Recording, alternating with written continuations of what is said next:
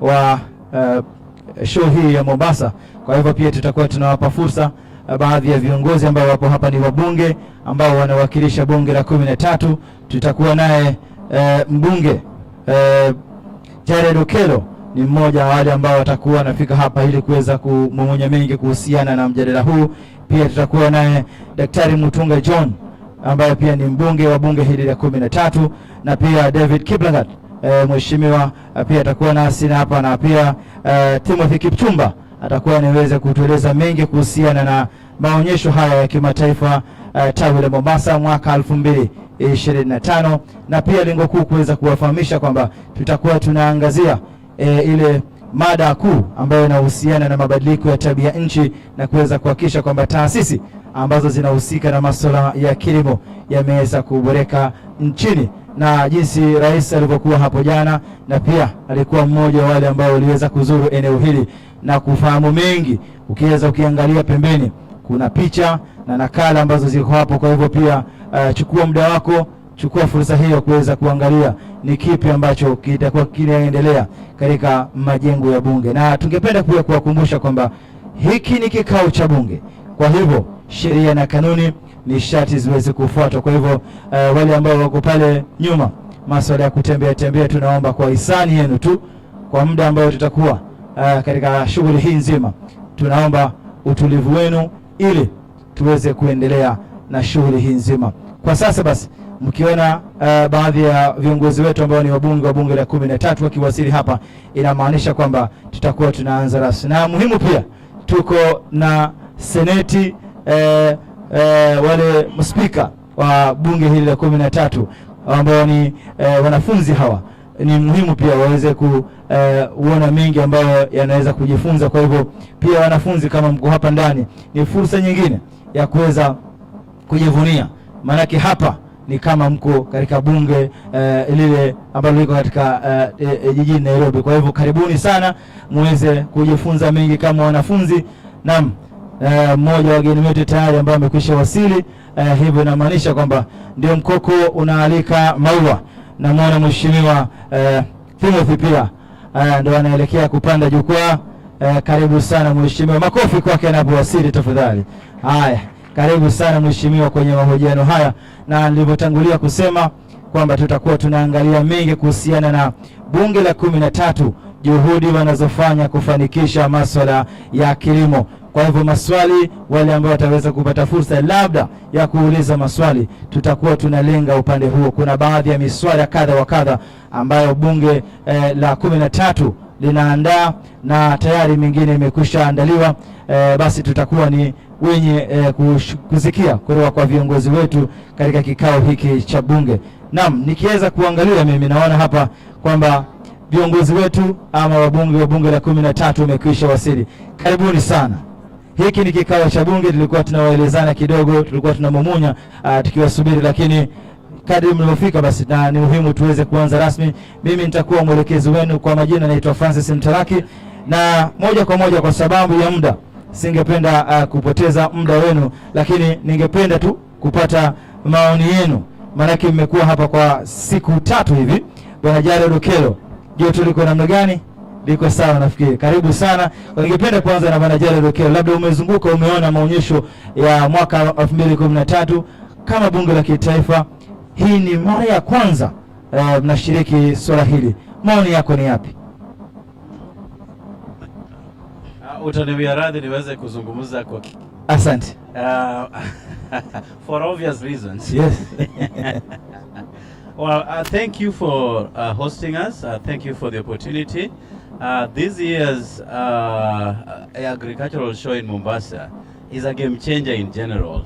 What we have experienced in the recent past are difficulties around the climate change that have ramifications on our agricultural production, and therefore the theme of this show is how to maximize the climate resilience to boost food production in our country. It is a travesty that as a nation we still have to import food when Kenya is known to be an agricultural destination.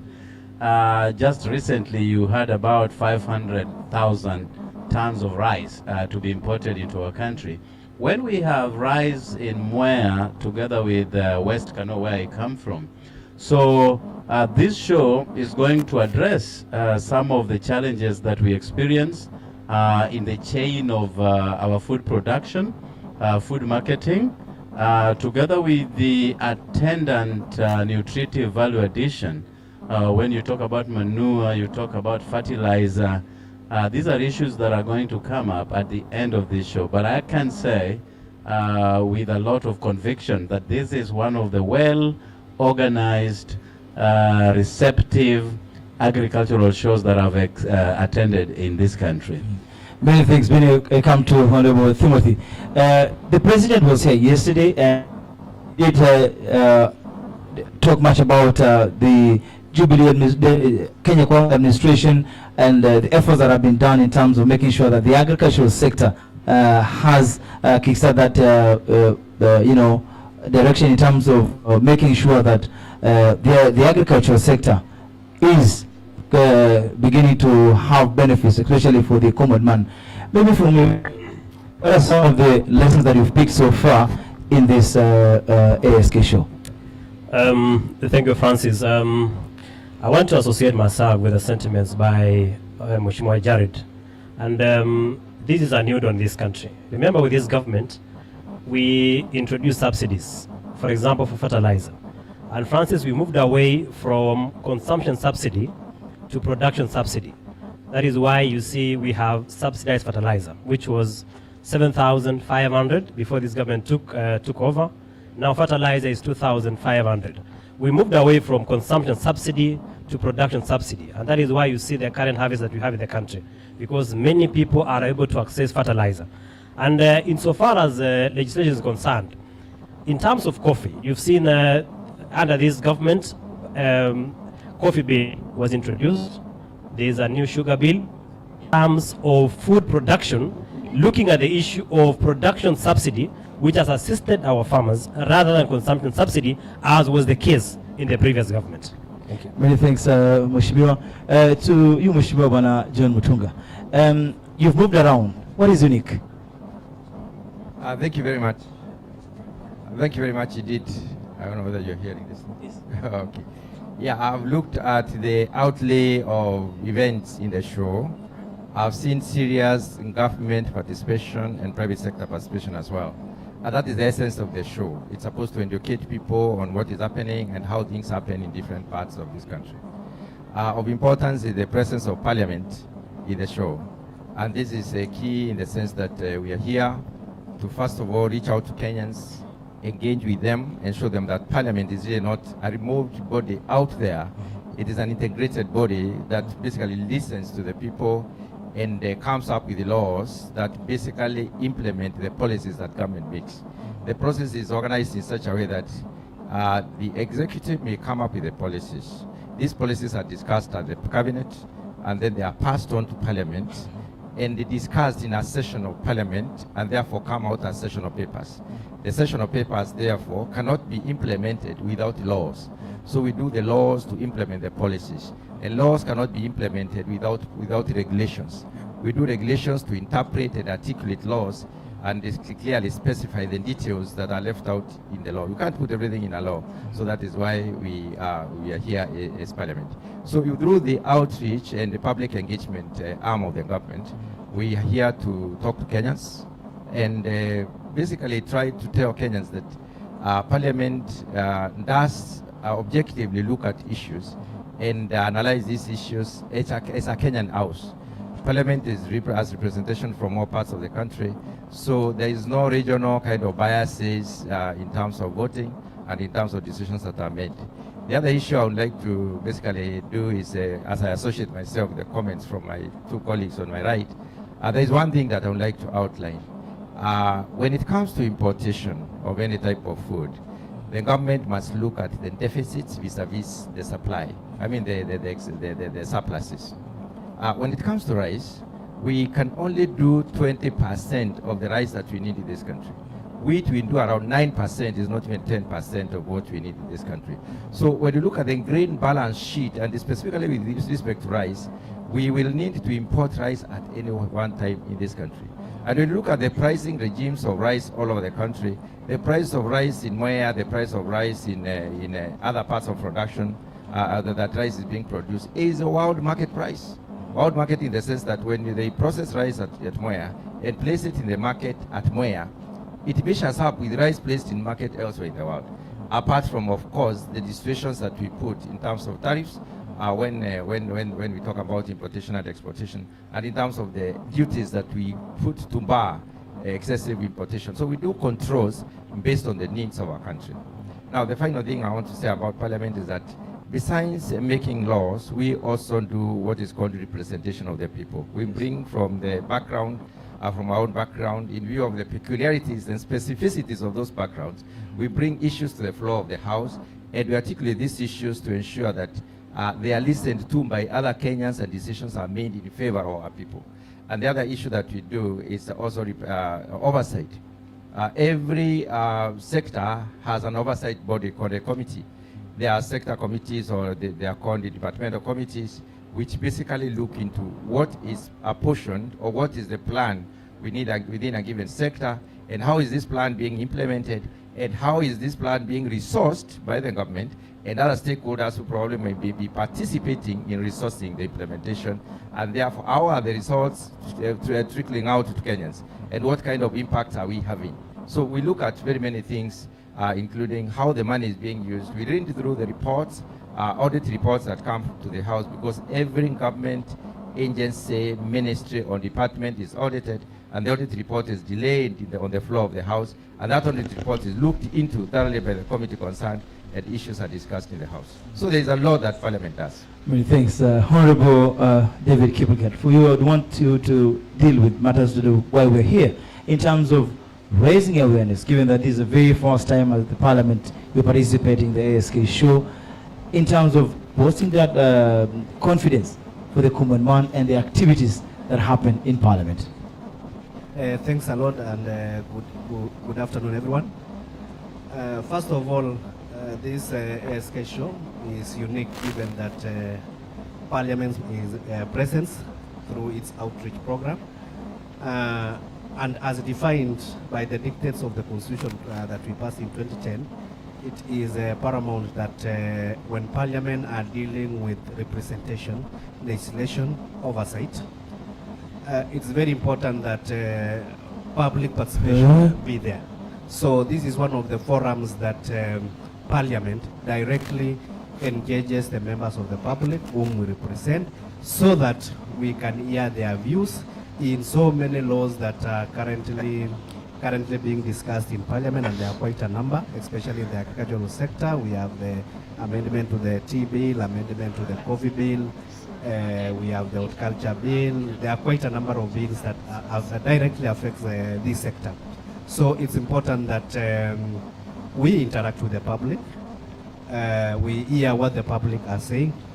It also gives an opportunity for the young Kenyans to be able to interact with Bunge, so that as they develop their careers, they can also feel that this is the place to be. So it is something that will encourage the leadership of Parliament, being headed by our two speakers, to be able to make this outreach program not to be only annual, to be able to go throughout the Republic, through the constituency level, so that the members of the public can feel. I think it is one of the achievements that we have been able to achieve as Bunge, and there are quite a number of things that I believe when we go back we have been able to gather that is going to enrich our laws and our regulations that are there. Looking at the bigger picture of the ASK show as itself, you know very well that agriculture forms the backbone of this country in terms of the economic input and the economic output. We survive on agriculture, offering around 80% of direct and indirect jobs to our population. And I like this ASK shows, given that you know what we have been lacking as a country is we produce a lot of raw materials, but what we lack is value addition.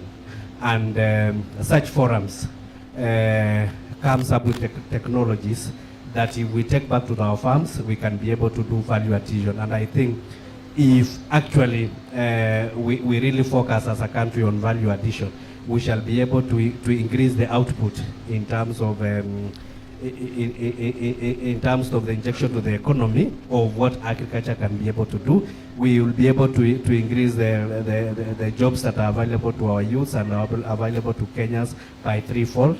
So there is quite a number of value. And when we talk of value addition, you know, sometimes somebody just imagines that when you get raw material, you value add. Even in terms of controlling the breed and the variety of the seed. You can imagine the sector that the president has really tried is in the sugar sector. This government has really tried in the sugar sector, and for the first time, I think Honorable Jared can bear me witness that we are no longer talking about importation of sugar. In fact, we have reduced the importation of maize by what the government has done through the subsidy fertilizer. We have been able to reduce the importation of sugar, of what the government has been able to bump in, and also Parliament has been able to come in handy until we were able to pass the sugar bill. Now, for the first time, you can see this ASK show. We have the Kenya Sugar Board.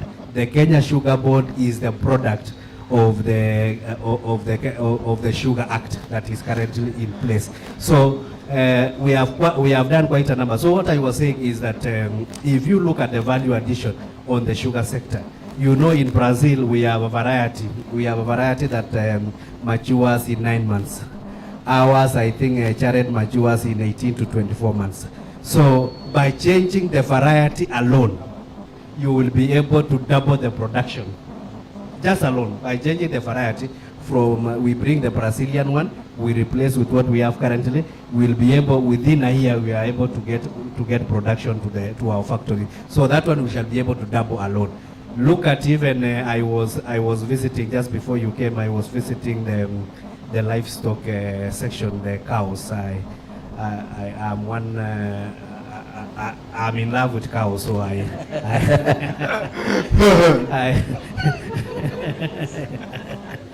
so you know that you know, there is liking and then there is that passion, and so when I went there, I saw the bull that the president was able to buy, and it's a huge one.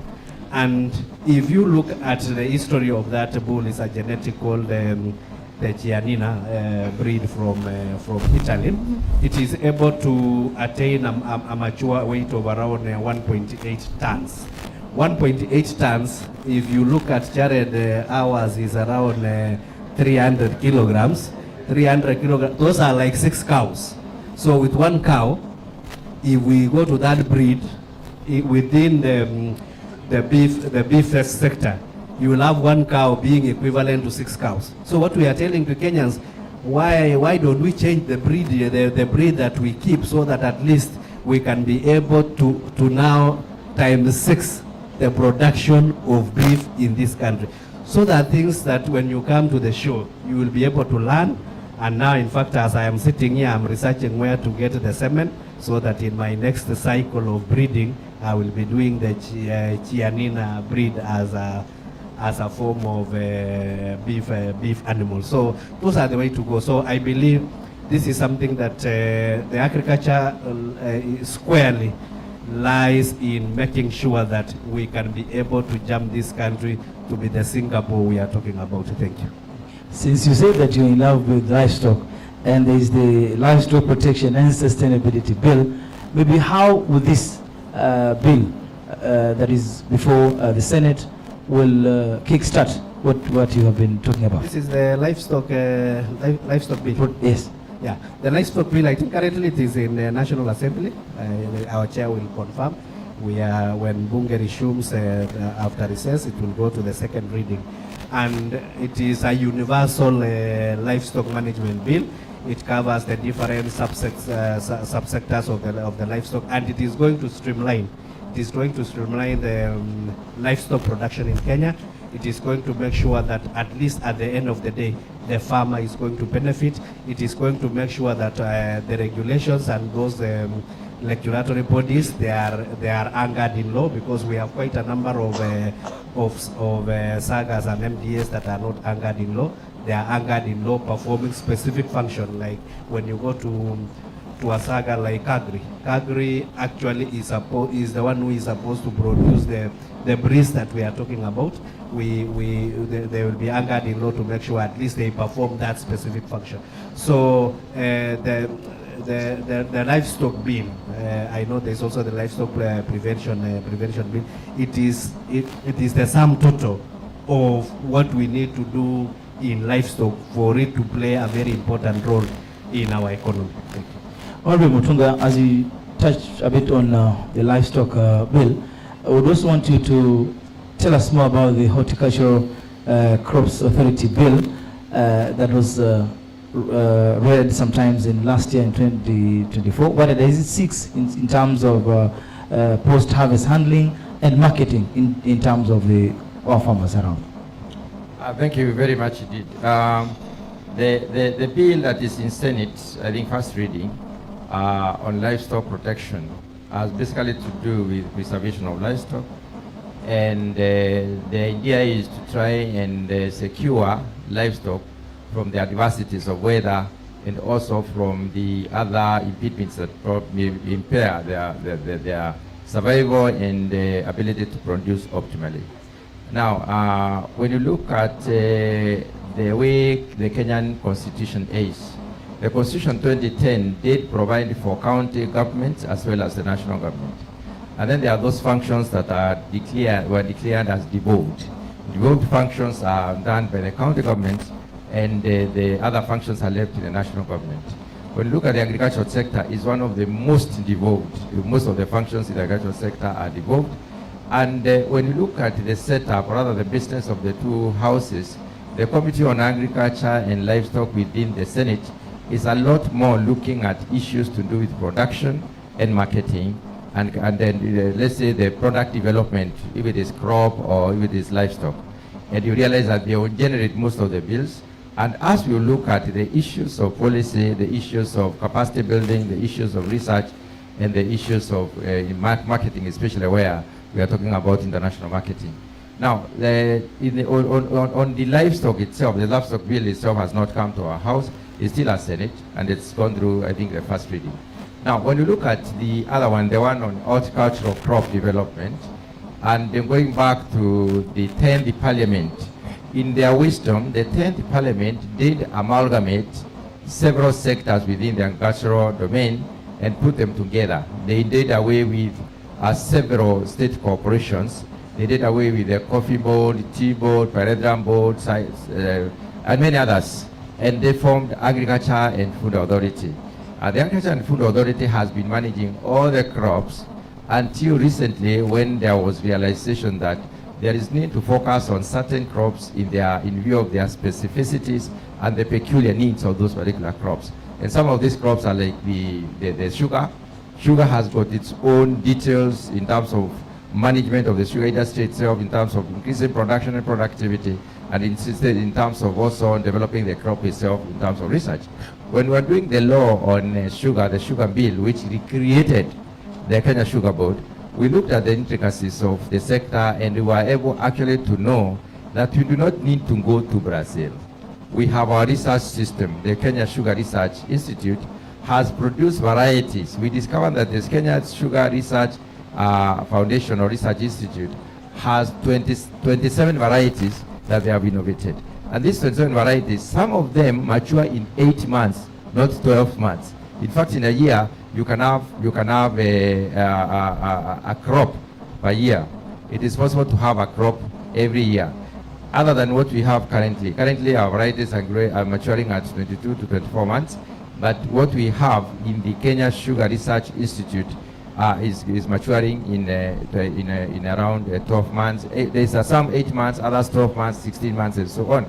The other issue that we are looking at is whether these particular varieties have got the sugar content, the sucrose content that is necessary. And we established that they have also looked at the issue of sucrose content. The reason why I'm bringing in the issue of this sucrose content is because the government has invested in what we call cane testing units in about, I think, 11 out of the 16 or 17 sugar milling companies we have, factories that we have.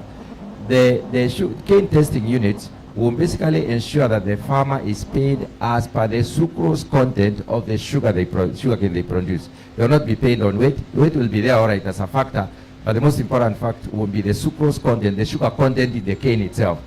And these varieties that have been innovated by our own research system are actually very high in sucrose content.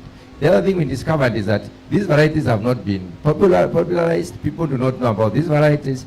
And therefore, we worked into the institution called the Kenya Sugar Research Institute and transformed it into a Kenya Research and Training Institute, where their training will be localized into declaring the technologies that they are producing, the innovations that they are coming up with, the management practices they are coming up with, so that this information can go to the farmers, and therefore we are able to adopt their technologies and move on as a country. So when it comes to this particular question that you asked me about the bill on horticulture, after the amalgamation and AFA was formed, horticulture is within AFA. So all the former institutions which were bones then became directorates within AFA. So horticulture is handled as horticultural directorate within the Agriculture and Food Authority. Now this bill comes in to remove, rather to expunge the horticultural sector from the Agriculture and Food Authority control, and therefore they will do the crop development, various horticultural crop development. They will do the promotion and marketing of the crop itself, the different types of crops, let's say the vegetables, the fresh vegetable and fruits, as well as the floriculture, and also they will do the research for purposes of crop development, and also do the regulation, the control of production and marketing and all the other actors who are engaged in the sector itself. So this bill has not seen the light of the day. It has not even gone through the first reading because there is a little bit of resistance in expanding these institutions back to what they used to be. The reason being that the cost implications are high, and therefore the government would rather contain these institutions within the Agriculture and Food Authority. And a classical example is the bill on the cotton. The cotton bill was brought to the House, introduced by Senate, brought to the National Assembly, passed by the two houses, wait for assent, and the President did not sign that bill into law. The reason being that he sent the bill back to Senate with a memo trying to look at the intricacies of cost.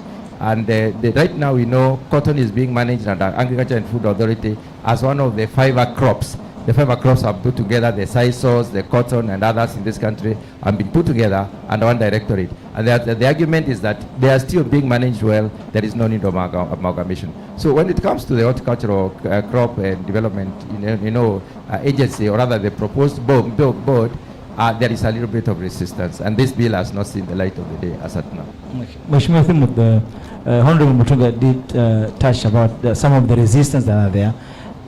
From where you sit, in terms of regulation in the horticulture and production, how can this bill improve so that maybe what the challenges that Mheshimiwa has talked about can be dealt with?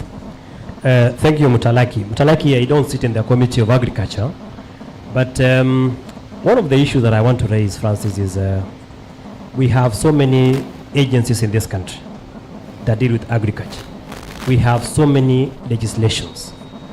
And from where I sit as a pragmatic member of Parliament, I think the issue is not the number of bills that we pass as Parliament, because we'll be progressive, we'll pass several bills, several policies, several regulations, but the issue comes in the issue of enforcement and the implementation. So that as Parliament, we shall pass legislations. But is the executive ready to implement these legislations that we passed in Parliament? Because you heard the chair say that a bill was passed by Parliament, but was returned back to Parliament by the President for certain reasons. And that is an issue that we've raised even in Parliament, so that why should a bill be brought back to Parliament, whereas we had the Attorney General who should have advised before that bill came to Parliament, because it's a push and pull between executive and the legislature. And in my opinion, Francis, we will pass so many bills in Parliament. But the question is this: is there enforcement and implementation of these particular legislations?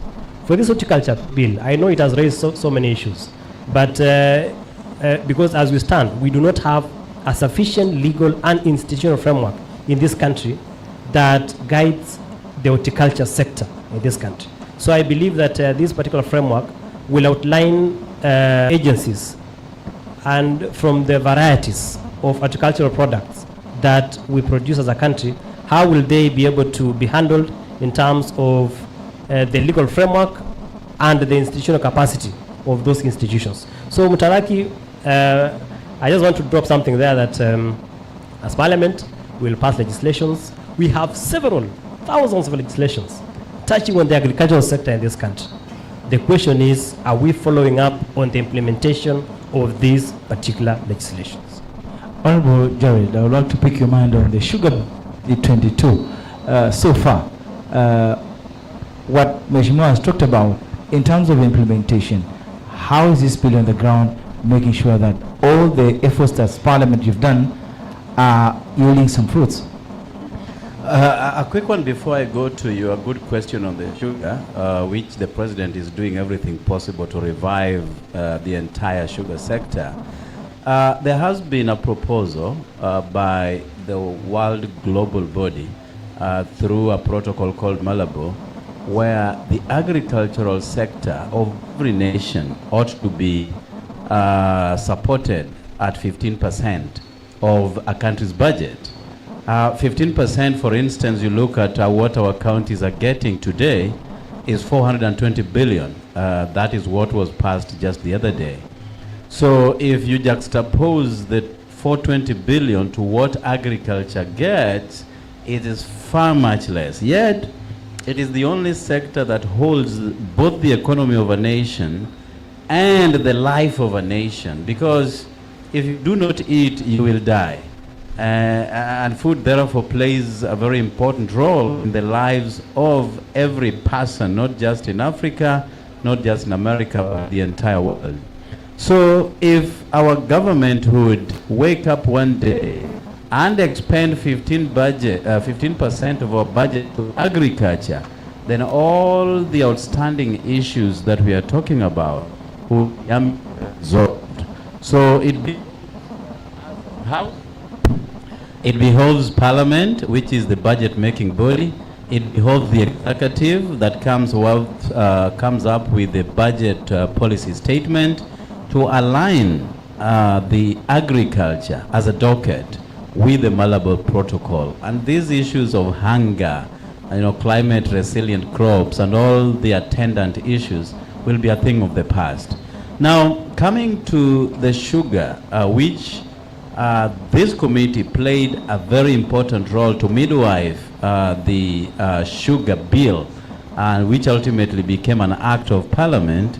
It was meant to address all the outstanding issues, matters that have bedeviled our agricultural sector, or particularly on sugar. Just as my chairman did allude, for the longest we have been importing sugar from Brazil, from South Sudan here, through Kenani and many other places. But for the first time, with the efforts that have been employed by government, we are reducing what comes into our country to cushion the country against the adversities of sugar. So yes, it is work on progress because there are very, very important proposals that are advanced into that bill, including research that the chairman talked about on getting the best yield. And by the way, if you visit Kwale Sugar Industries, they're already running a test on the viability of the 8-month sugarcane into the market, and that is going to be a game changer. I come from a sugar producing region where we have to wait for 24 months for sugarcane to mature and to be taken to factories. But even when we have mature cane, the factories will come with all sorts of stories as to why they cannot get your sugarcane to take to the farm. And even if they get there, then cutting that sugarcane, getting the means of transportation, and experts will tell you that if you cut sugarcane, it ought not to take more than 24 months before it is taken to the factory for production of sugar and other products like ethanol and many others. But we cut our sugarcane, it takes 10 days. You haven't seen any means of transportation. So it loses value, it loses weight. And up to now, even though the chair has talked about the CTU machines that are meant to measure the sucrose content, upon which farmers ought to be paid, we still rely on weight of sugarcane. And you know, if you take 10 days before your sugarcane accesses the market, it reduces the weight significantly. And therefore, what a farmer gets at the end of the day is peanut. And look at the inputs, the cost of production, all the way from plowing to planting to weeding to the factory.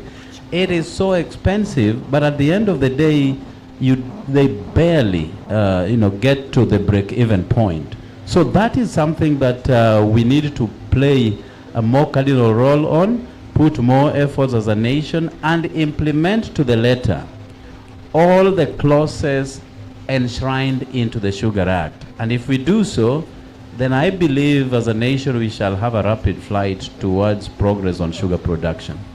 Yes, Madam Chair, since we're live, one of our viewers, Bandele Machere, is asking, what is the Parliament doing to ensure that the food production begins from the county level, where MCAs will spearhead this implementation? Thank you very much. All agriculture happens on a farm in a specific county somewhere. There's no agriculture which happens at the national level. So every crop or every livestock is kept on a farm. The engagement of the members of county assembly in the promotion of agricultural production and productivity can only be done when it comes to doing county-specific legislation. Because through county-specific legislation, it is possible to discern which areas are potential in what kind of crop, are potential in what kind of livestock. I know the 6 or so, I think there are about 7 agroecological zones in this country. We move from the upper highland all the way to the desert. We have a bit of desert somewhere. Now, it is possible for MCAs to make sure that they do zoning of the regions and have specific legislations and regulations to contain production at the optimal productivity areas. That way we can focus agriculture in this country. Let me tell you something. How did other countries become industrialized and how did other countries develop jobs? There is the first industrial revolution which was caused by agriculture. Agriculture fueled the first industrial revolution. What people did, they organized their system. They organized the agricultural system. They organized their production system. They know if it is potatoes, how many tons of potatoes are produced in a specific area. Fortunately, the biological beings, the biological bodies can adapt to a certain area. That being the case, it means therefore certain crops can do well in a certain area. But we are doing almost everything in small areas, especially in the high potential areas. If you look at how we are using land in Kenya, land use in Kenya, the first thing that we use land for is construction, putting up our houses. And once you cover land with the bricks, you have rendered that land unusable for the next 200 years. So it means, therefore, it will not be available for agricultural production. In those countries that things are better organized, and probably we moved from independence to better organization, and I blame the managers of the agricultural systems in the past, we could have organized our agricultural domains and established production units that do not lead to subdivision of land. You can have your land, but you can have your land in an amalgamated form. What is happening in Vietnam right now, who have been at war for more than 30 years, is that they went back and realized we need to increase the size of holding. When you increase the size of holding, you reduce the economies of operation, which means you reduce the cost of production. You have bigger machines, and the bigger the machine, the more efficient it is. So you can produce cheaper. Then you can also determine how much are we producing where. then you can now start the process of transformation. We have an agricultural policy right now where the agricultural strategy is agricultural sector transformation and growth strategy. This agricultural sector transformation and growth strategy presupposes that we are going to do transformation. But we can't transform what we don't know. We need to know how many potatoes we are producing in a certain area so that we can really check whether are these potatoes able to run a processor throughout the year. And if so, what size of a processor are we talking about? Is it going to be small or is it going to be micro or macro? I am very particular on those who talk about cottage industries. Cottage industries is a first trial industry level. And I think we need to go to larger industries where which can only be driven through amalgamation of the produce and therefore getting to know the quantities and establishing the agricultural agri-food parks and aggregation centers. The agri-food parks that are being established at the county level right now, I can tell you for sure without any fear of contradiction, county MCAs, the members of county assembly, may not actually know what is happening, because it's a partnership between the government, the national government, and the county government. The national government is represented by the relevant ministries, Ministry of Agriculture, Ministry of Trade, and so on. The county government is represented by the governor. So the relationship between the governor in that they are establishing agri-food parks and aggregation centers to aggregate wood, to put wood there, then so that we can co-locate with a factory. Unless we do that, we cannot create jobs. And that's how the first world created jobs initially and continued, going to second level manufacturing. You first the primary transformation from the form to a more keeping quality form, like changing milk from raw milk to yogurt. Yogurt can stay for longer, even mala can stay for longer. Then you move from mala to extraction industry. That's how that's how countries create jobs. We are not focused in that particular area, and we stand challenged as professionals at government. Honorable Kibogan, I want to pick your mind on, the president was here yesterday. He was very happy with what the 13th Parliament is doing here in terms of raising awareness. But he also asked that if this can be escalated to different parts of the country. Is this possible?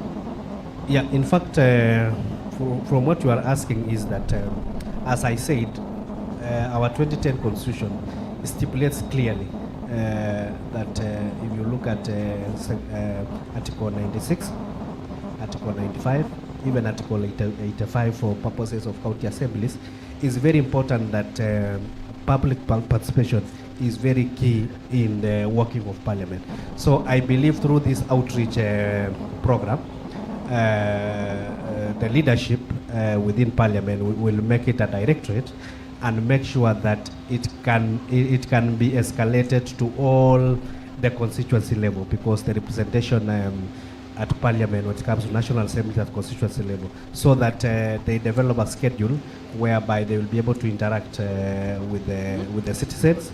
At the level it becomes easier for our people to attend. So this is just the start off, and I believe going forward Parliament will be able to be felt across the Republic. Having said that, given that the theme is about smart, climate smart agriculture, and also how we can actually make agriculture to play a bigger role, and in terms of job creation and in terms of making us jump into the first class economic models of the likes of Malaysia and the likes of Singapore. It's very important that if you look at the ingredients that we are missing as a country, one of the ingredients that the government needs to invest in is water.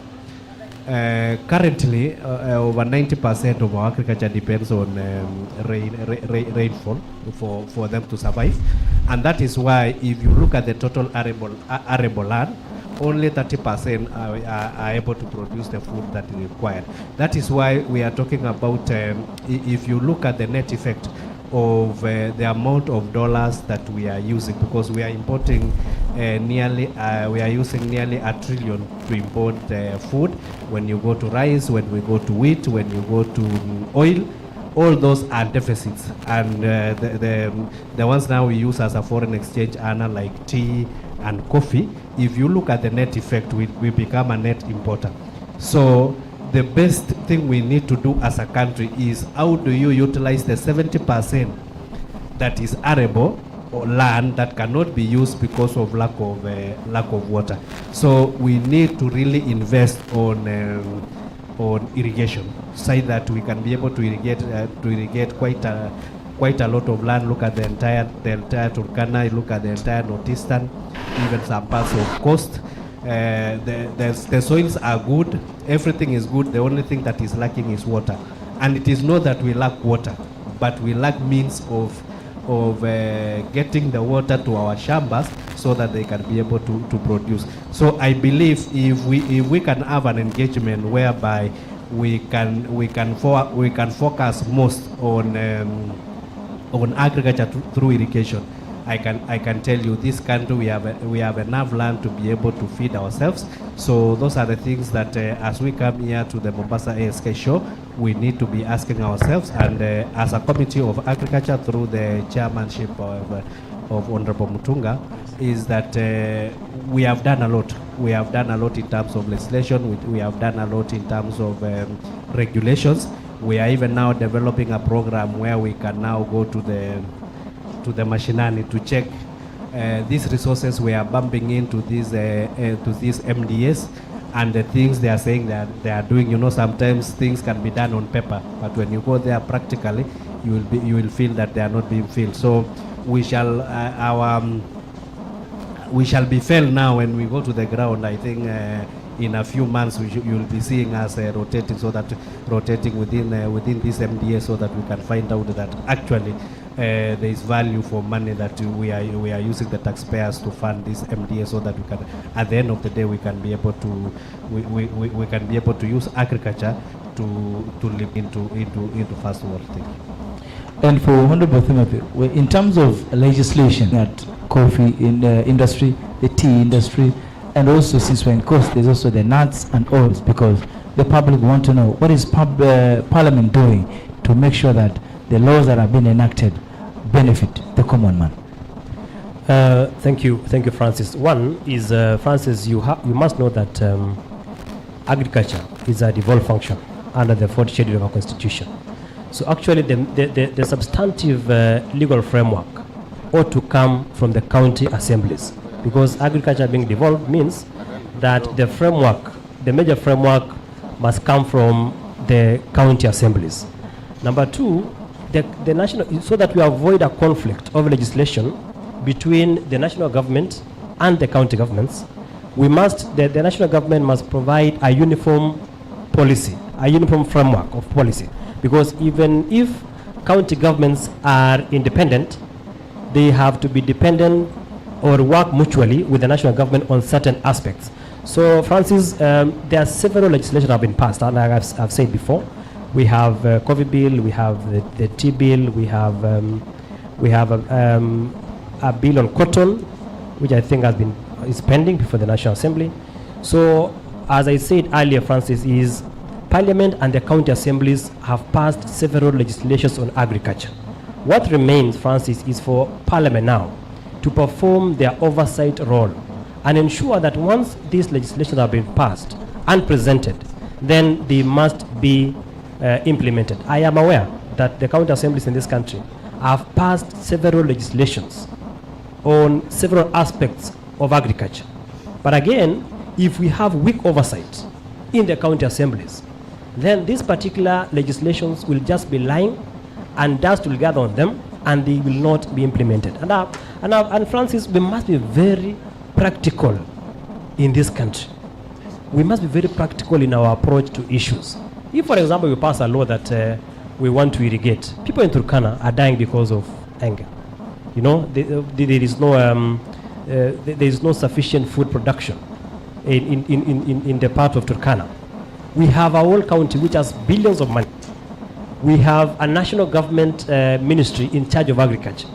What practical measures have we taken as a country to ensure that we irrigate, we use the water in Lake Turkana to do irrigation so that those people do not die of hunger? You know, in Baringo, we have Lake Baringo, which is a freshwater lake. What practical aspects have we taken to ensure that that freshwater lake is used for purposes of irrigation?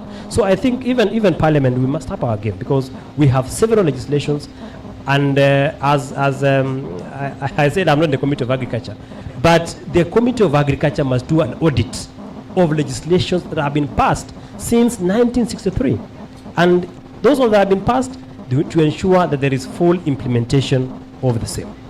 Yeah. As I come to General Jared, maybe in terms of legislation and smart agriculture, which we are discussing here at the SK show, what do you want to see in terms of legislation, both on the county government and the national government side? Because even the president and the governor of Mombasa was here yesterday, talked about the collaboration of working together to make smart agriculture work in all counties. I thank you. This is a miniature chamber. Allow me to digress a bit. And I can see we have Mr. Speaker, sir, and our clerk. Some of us who are in Parliament started debating at a very tender age. And therefore, this is also an incentive to the young people who probably would make it to Parliament someday. So this then gives them a picture, an overview of what Parliament looks like and the types of transactions that ensue in Parliament. Now, coming to your question, as I said, agriculture is devolved. You know, what the national government ought to be left with is policy. You know, they run the policy, but all the functions beneath agriculture need to be at the counties, and money needs to follow functions, as is enshrined in our constitution on matters devolution. The travesty is you still have a lot of functions held at the national level, which ought to be at the counties. And as my chairman did say, agriculture is actually done in the counties. It is not done at Kilimo House in Nairobi. And therefore, that is the place where we need to send much of the funds to be able to quickly and effectively carry out matters of agriculture. Now, when our country is different in several respects. There are areas where adequate rainfall is received, and therefore, you know, we talk about the bread basket of the Uasin Gishu, of Trans Nzoia. They have adequate rainfall. On the converse, you have areas that are really struggling to get rainfall. But the few times that they do, one major problem that we have as a nation is lack of reservoir to keep that water when it rains. You realize even Nairobi, for example, when it rains, it is water that flows, creates havoc through flooding on the streets and in homes. It finds its way somewhere, and that is the end of it. In 2-3 days, Nairobi doesn't have water. Yet 2 days ago, they had too much that people were relocating from their homes. So how do we as a nation harness water harvesting, keep it somewhere, and therefore be able to do smart agriculture? Smart agriculture is where we engage micro irrigation, using the water that is available to maximize on food production. So that is an area where in our pieces of legislation, which must also be in tandem with the counties, can help do that. We have, you know, terracing farming and contour farming in areas that are rugged in nature, whereby if you do so, then issues of soil erosion will be reduced. You also maximize on available water for food production. So what happens at the counties should be reflective of what happens at the national stage, so that there is proper coordination without one arm of government, or rather one level of government, seemed to either be overreaching on its mandate or is pulling us behind. So the counties must, through Council of Governors, align their responsibilities with the policies that are emanating from the national stage, which is mandated to do policies. Now, Parliament, I want to repeat, should always give more monies to the agriculture sector. Yes, we do very well on education, we do very well on health, now that we have SHA, and SHA is dependent both on contributions from you and I, and that which comes from the exchequer. to handle chronic and emergency illnesses. But then we need to pay more credence to matters of agriculture, put more monies, address emerging issues around agriculture, because for the longest it has been the backbone of our nation and the biggest foreign earner has been through agriculture. You remember a few days when President Ruto came into office, we had a big problem with our dollar. So on two fronts, the dollar rate was higher, and number two, we could not access adequate dollar to do importation of essential items. So agriculture is one of the best avenues upon which we can receive enough monies and enough dollars to now do the international trade. Maybe come to the chair through our speaker. Maybe there's the coffee bill. Maybe talk to us. What does it seek to achieve? And there are some of the changes that were announced today by the president. Is it this part of the gains that the 13th Parliament has been doing? Thank you very much. The coffee bill, which is an amendment of the existing Coffee Act, we had a coffee bill which we passed as a House. It was also passed by the Senate, and instead of being able to be ascended into law, there are issues that came about which needs to be sorted out. And one of them is on the management of the money to the farmer.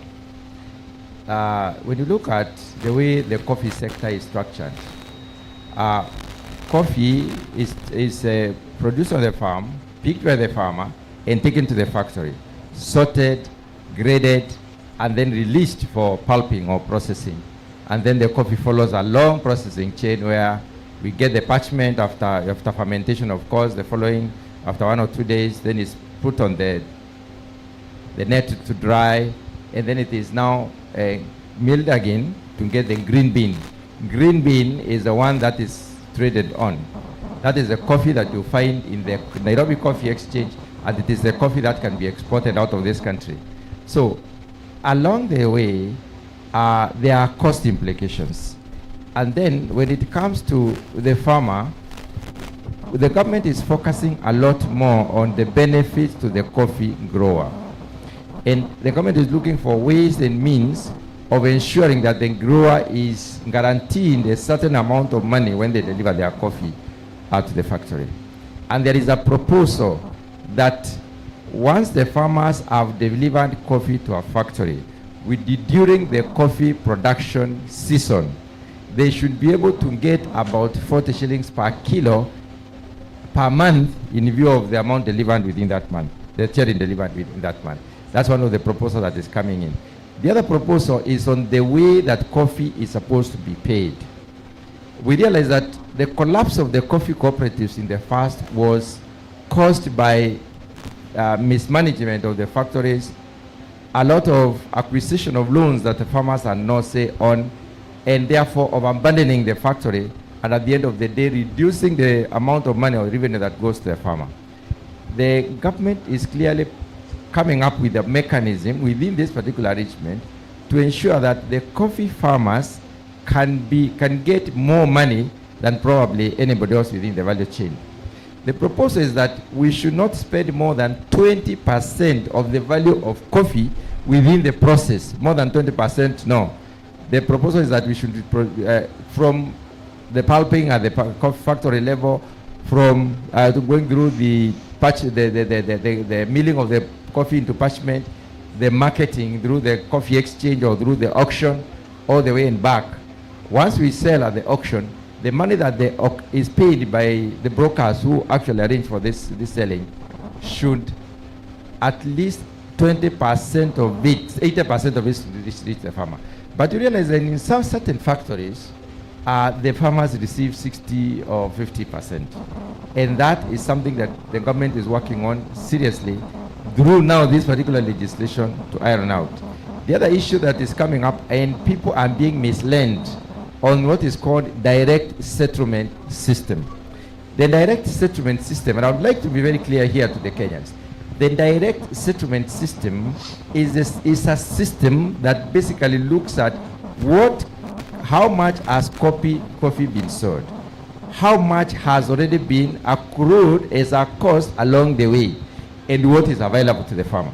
So in that particular case, if you look at the case of tea is basically operating under direct settlement system, because the farmer is paid per the amount of tea that they deliver to the tea weighing shed every month.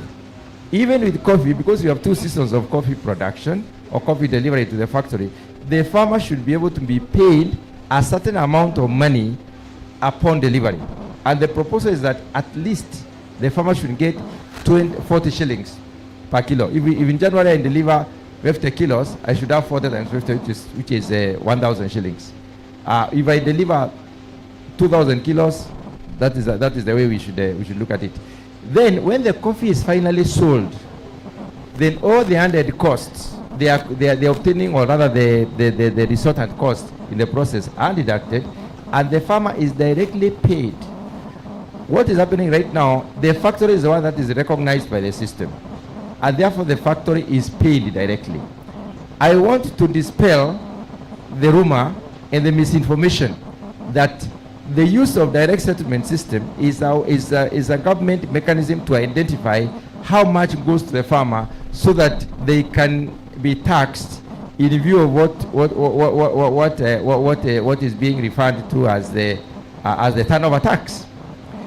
It is possible for the government right now to take turnover tax. There is nothing that prevents the government from taking turnover tax, because it is possible to know how much has coffee been sold, how much has been accrued along the way, what is the difference. What the government is trying to do is to make sure that instead of the money going to the factory, this system should be improved to a certain extent that the cost implications at the factory level are also factored, such that now when coffee is sold, and we know the conversion ratio. The conversion ratio is 1 kilogram of green beans is equivalent to 6 kilograms of cherry. So if you use the conversion ratio, the farmer can actually calculate how much money they are likely to get at the end of the day, and they get that. So that is what the law is coming up to do. It's an amendment of an existing act that is going to change some of those circumstances and make sure that coffee is as good and lucrative and appreciated by Kenyans as tea.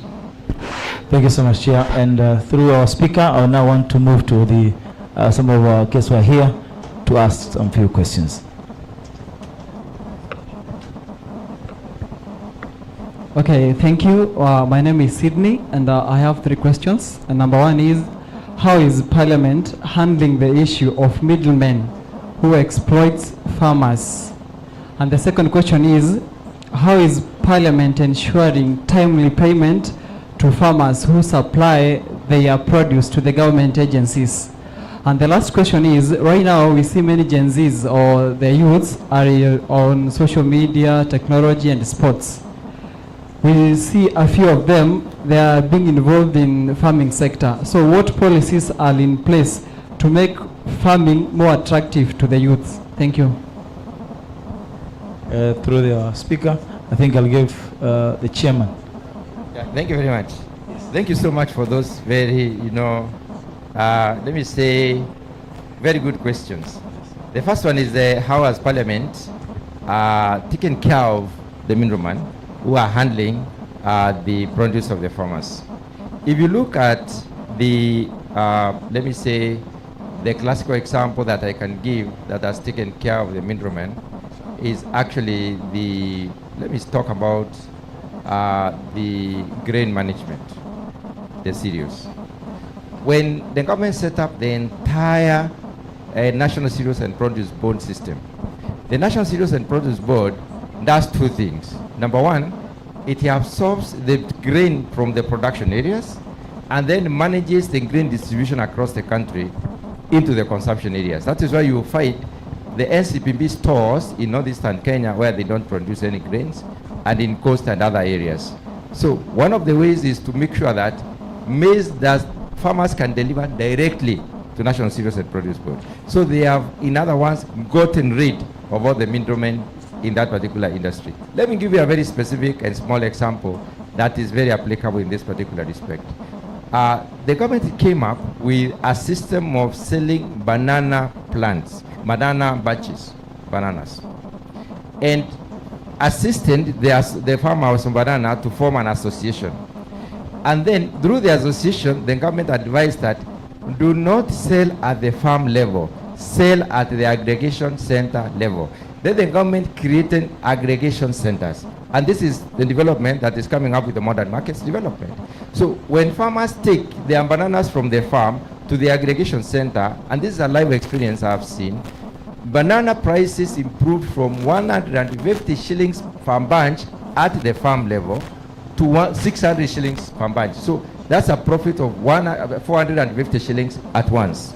Now, when you look at other products, when they are carried directly to the aggregation centers, one of the ways that the government is assisting is establishment or investment in aggregation centers.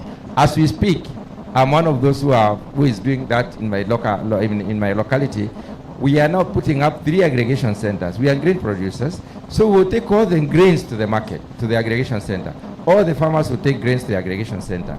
The aggregation center will engage with the off-takers, the buyers.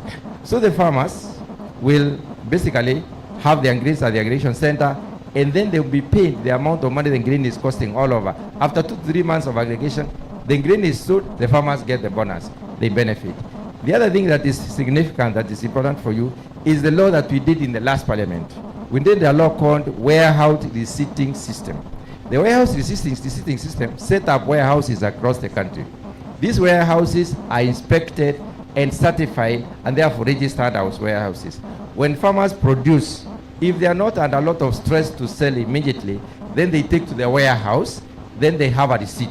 That receipt can be used as a collateral. You can go to a bank and borrow money because you have a goods stored in a warehouse and it is not. You have avoided the middleman. Now the second issue is ensuring timely payment by suppliers. The produce that goes through suppliers need to be managed.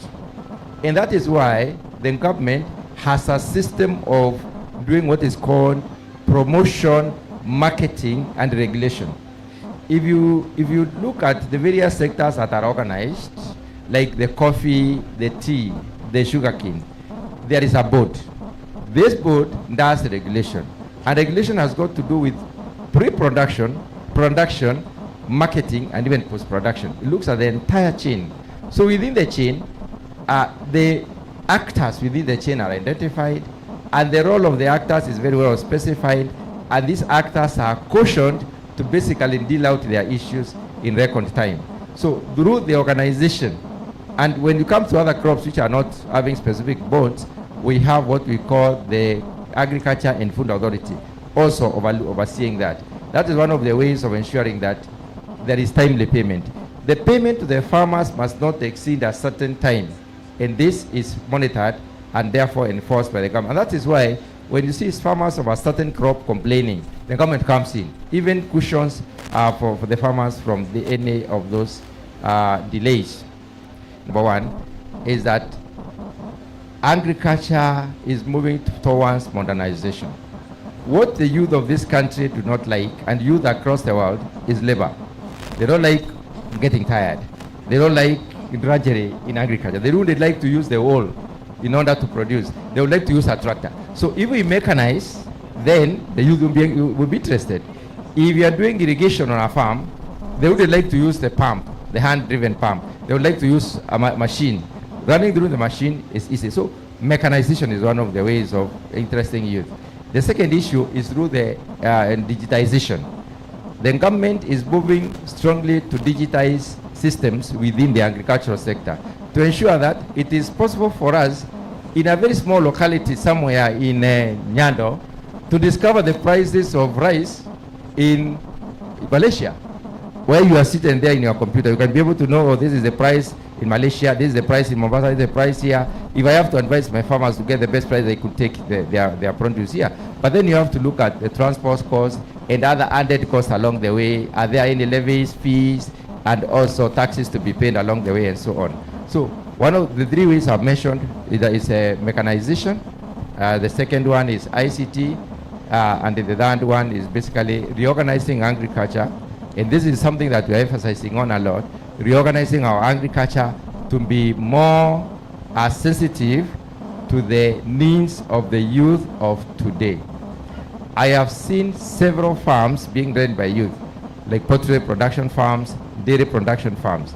The youth are running them very well. And horticulture, some of them are engaging directly in production of horticulture. And because the value of the produce is already declared and determined. When they know exactly what I'll get when I engage into this particular process, then the youth could be interested in agriculture. So those are some of the things that the government is doing. Okay. And probably my colleagues. We can have Honorable Kiplagat to handle some of the questions. Maybe, thank you, Chair. I think you have elaborated on that question very well. Maybe just to add on making you to be interested in farming. As you know very well, when you are engaging in any activity that requires a business, there are factors of production that are well elaborated. We have the issue of land, we have the issue of capital, and we have the issue of labor. In terms of capital, there is availability of credit within our agricultural sector, especially our agricultural bank, that is the AFC, Agricultural Finance Corporation. We, government, through AFC and World Bank, are bumped in around 2 billion, specifically credit to the youths. And if you look at the requirement for the youth to be able to access that credit, first of all, there is the age limit in terms of making sure that those who can access that credit are below 35 years. The second thing is that the collateral that are required by the commercial banks, they are not there. You don't require to produce a title and all the other things that you are usually told to produce. And lastly is that it is given at low interest rate. At low interest, so that you are, instead of when you look at the bank, you are currently getting at between 21 and 19%, 18% thereabout. This one, I think it's giving at 3%. So we would like to encourage the youths to be able to access that facility, because last year when we were looking at that facility, the youths were not accessing so much, because maybe because of lack of information, or maybe because of lack of interest. The other bit is that the government also has there's a program in which it is currently doing for entrepreneurs, for the youth to be entrepreneurs, and around 50,000 is available to every youth to be able to access so that they can become entrepreneurs. Currently, through cooperative, Ministry of Cooperative, there is an ongoing support to the youths. There's around 70 youths per ward. And if you look at the number, 70 youths times 1,400 and 450 thereabout times 70. So that's around 100,000 of youths to be facilitated to get. In fact, that one is not a credit. It is a token to be able to start business. Around 50,000 a token to be able to start business. And the kind of business a youth can be able to start immediately with that money, you can do beekeeping, beekeeping, you can do all manner of things that you can be able to use.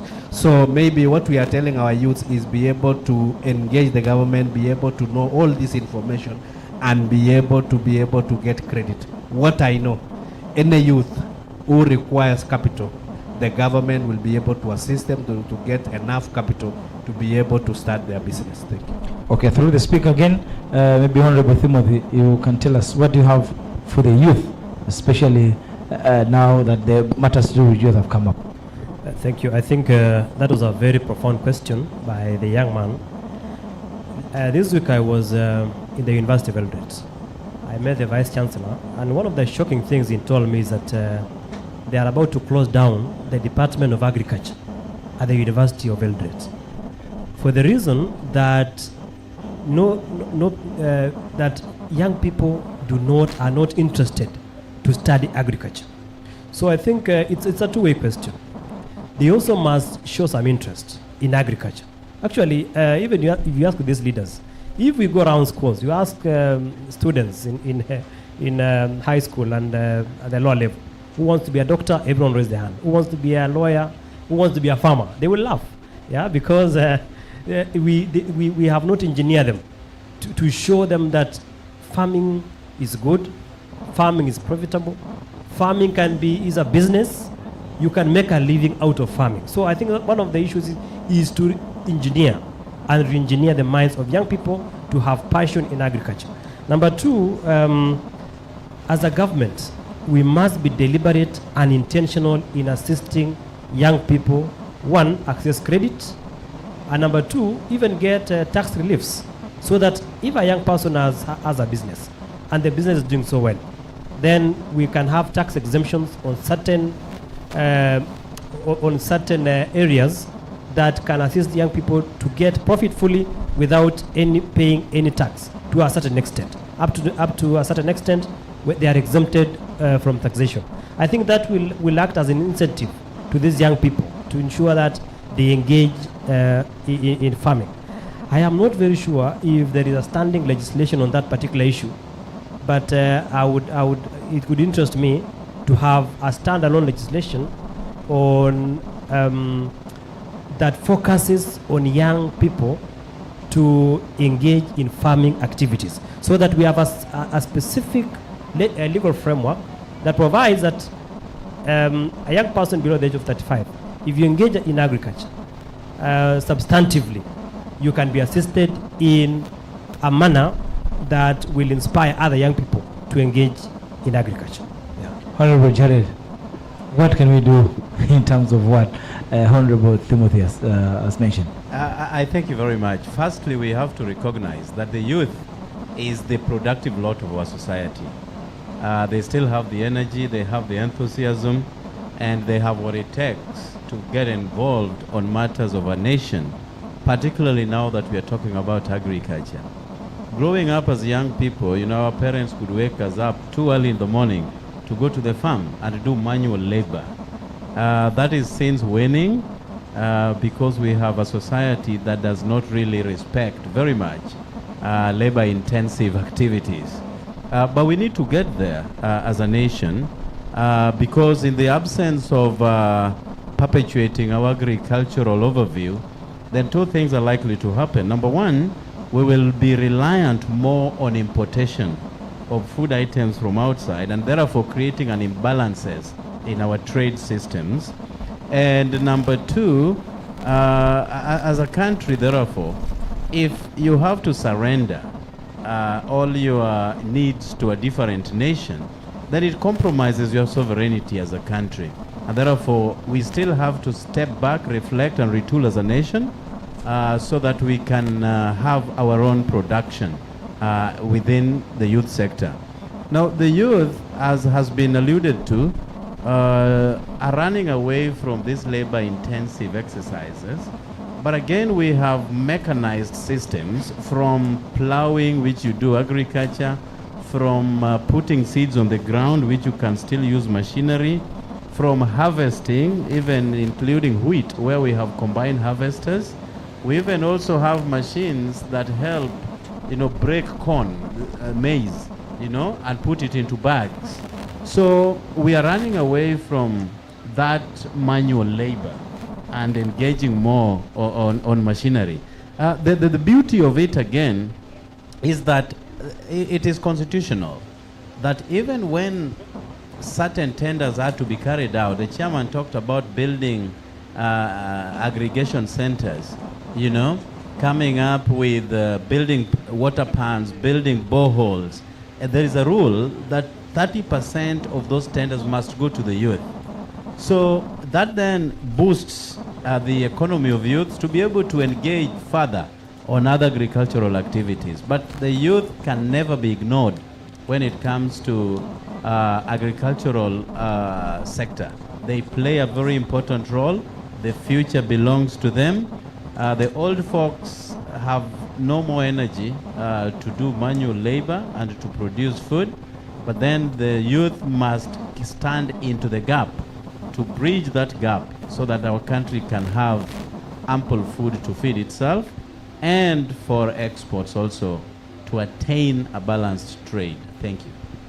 Through our speaker again, we are live on our parliamentary social medias, Facebook and other social media sites. And so I have another question, and I think I'll begin with the Honorable Jared. There's a viewer is asking, most of the horticultural products are perishable, and most farmers are applying mechanisms to improve production and to improve quality. What is the Parliament doing to ensure that they set up these factories, reduce post-harvest wastage? A lot of interventions have been done on that front. Number one is the aggregation centers, which are fitted with refrigeration, so that as harvest happens, the food is taken to these centers, and those that cannot access quick markets have an enabling environment for storage. So the refrigeration has played an important role to keep our food, to prevent the post-harvest losses. Number two, even the vehicles that or vessels that do transportation are also fitted with AC systems. So it helps cool the food, keep it fresh until it ends to its destination. But we also acknowledge, particularly on horticultural sector, the flower sector particularly, where flour has to be moved from Kenya to Europe within a very short period of time, lest you lose the entire batch. So you get to Jomo Kenyatta International Airport, for example, and Kenya Airways that carries cargo would go and carry beef at the expense of flowers, just because beef fetches more when they ferry these products across the globe. And therefore, there is a big opportunity within the aviation industry to put more vessels to carry our stuff from Kenya to the international market. Because again, if you move flowers to Jomo Kenyatta International Airport, for example, and you have no means of taking it abroad, and it has a very short lifespan, you can see the amount of losses that our country would go through. So our government, I know, has done a lot of bailouts to Kenya Airways. Last year they posted 527 million profit.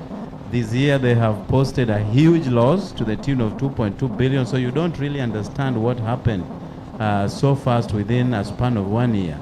But there is need for the government to put more resources in restocking our aviation industry, so that we also minimize post-harvest losses on products that have to leave our country, because that is the only way that we are going to get dollars to be able to now do additional trade across the global markets.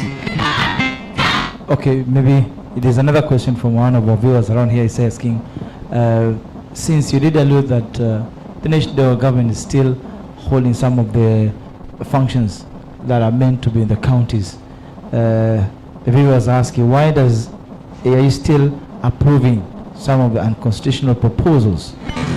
Maybe I'll give this to the chair.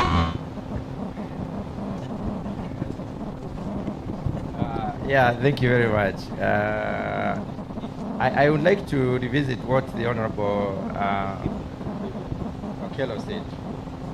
Jared told us that most of the money should go to the counties. Let me speak to the reality of the agricultural sector, because I understand it very well, and these two gentlemen sat with me in the committee. The functions of the county are specified under the Devolution Act, and I think it's Article 118 of the Constitution, as it were. Now, the money that goes to the county is supposed to be 15% of the revenue that is collected, determined and audited, the revenue of a previous year. And if you look at the statistics, you look at the figures, because figures are very specific and outright, there has never been 15%. It's always 20, 24%, and so on. When does it become more than 20%? This is because, if you look at the agricultural sector, as it were, all the projects that are donor funded have a separate implementation structure that avoids the overrun by the national government. In other words, what we have at the national level is a coordination mechanism, but the implementation itself occurs at the county.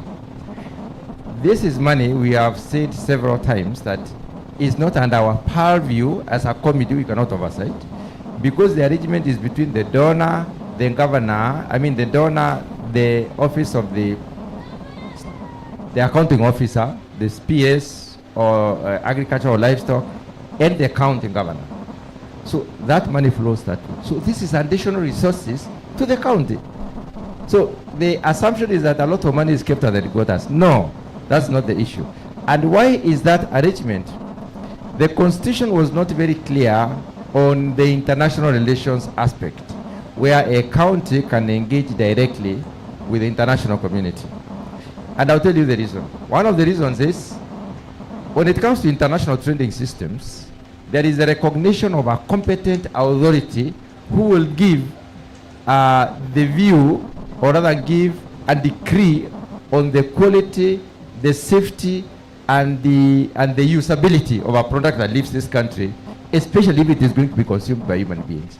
We must adhere to the internationally established protocols, which are Codex Alimentarius, which basically are devolved to the country level and therefore applied at that particular level. So counties cannot engage in international trade because they have no competent authority. The only competent authority is stationed at the national level, and there is only one. It must be known and launched in the international trading systems. This is the competent authority when it comes to veterinary services, veterinary products. Veterinary products are like meat, the milk, and so anything that is meat related.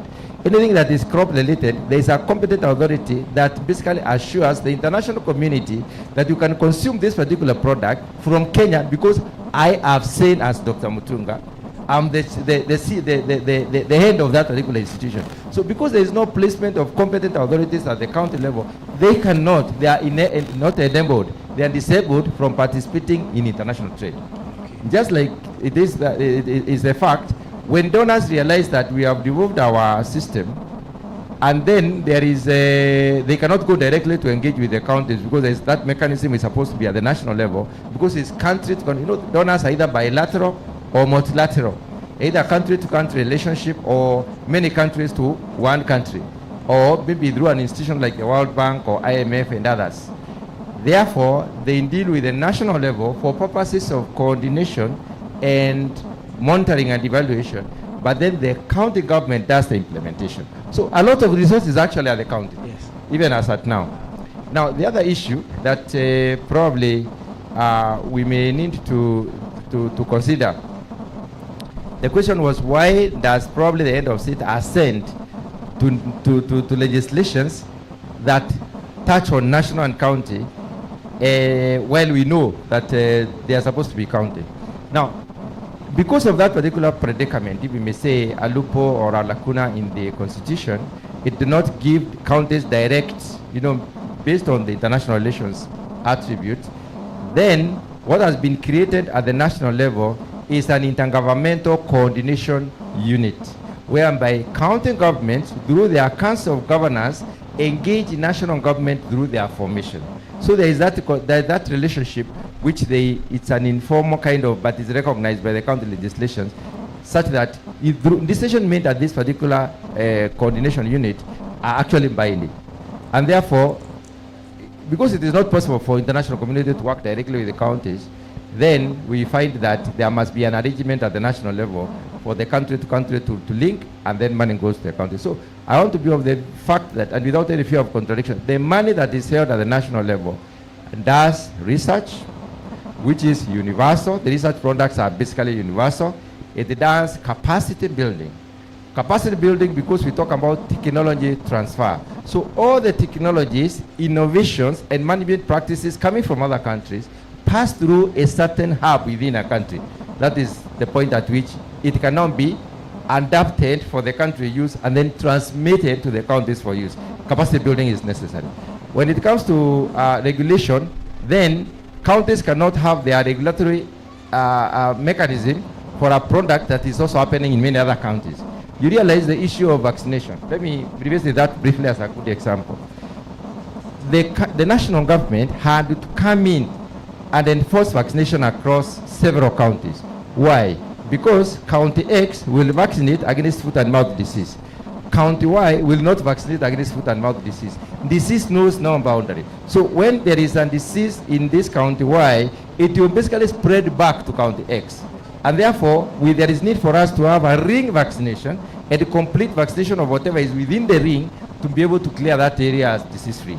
That is why the national government had to come in. So in most cases, national government is involved in regulation, international trade, promotion, crop development or product development, and therefore research, and not really everything that is happens in agriculture. Maybe, Honorable David, maybe as you touch on that, and also you can touch on the roles of Parliament and what do you have here for the people of Mombasa? The roles of Parliament in terms of legislation and anything to add about that. Okay, maybe before I go to the role of Parliament, I just want to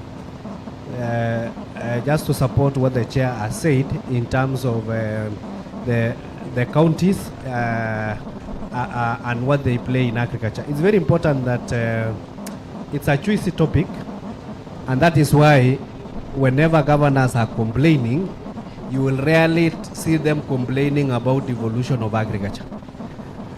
I think one of the problems why they are not complaining is that they don't get direct benefit in terms of controlling, because the benefits goes to the farmer. Second thing, you will realize that food security is actually a national issue. It is the work of national government to ensure that there is a food security in the country, and that one is not devolved. And given that food security is a national security issue, it is incumbent upon the national government, working closely with the farmers at the county level, to ensure that they monitor production indicators of those crops that ensures there is food security. One of the most stable food crops that ensures food security is maize.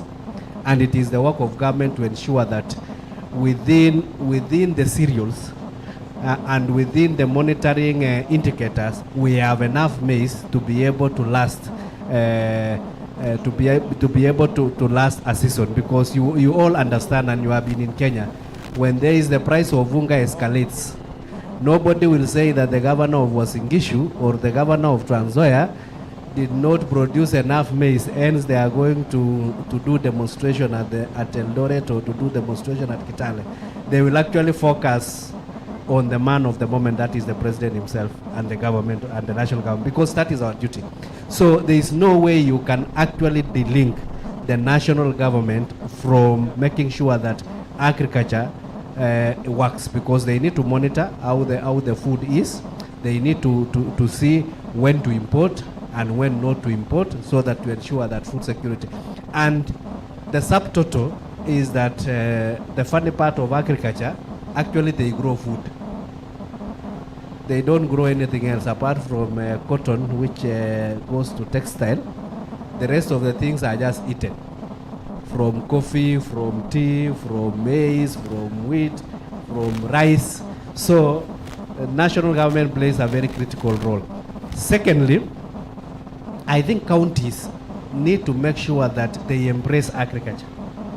Let them not become like the way Honorable Timothy was saying, our youths are not embracing agriculture. I think governors should be told to embrace agriculture and take it as their function, and make sure at least their farmers are producing at a cost-effective manner, and the arable land that is available, they provide the infrastructure that is required for the farmers at the county level to be able to produce. And if you see what has happened, because it's a bit sad, we are with our chairman, we have noted that the agricultural extension services, which is the mandate of county government, they have left it.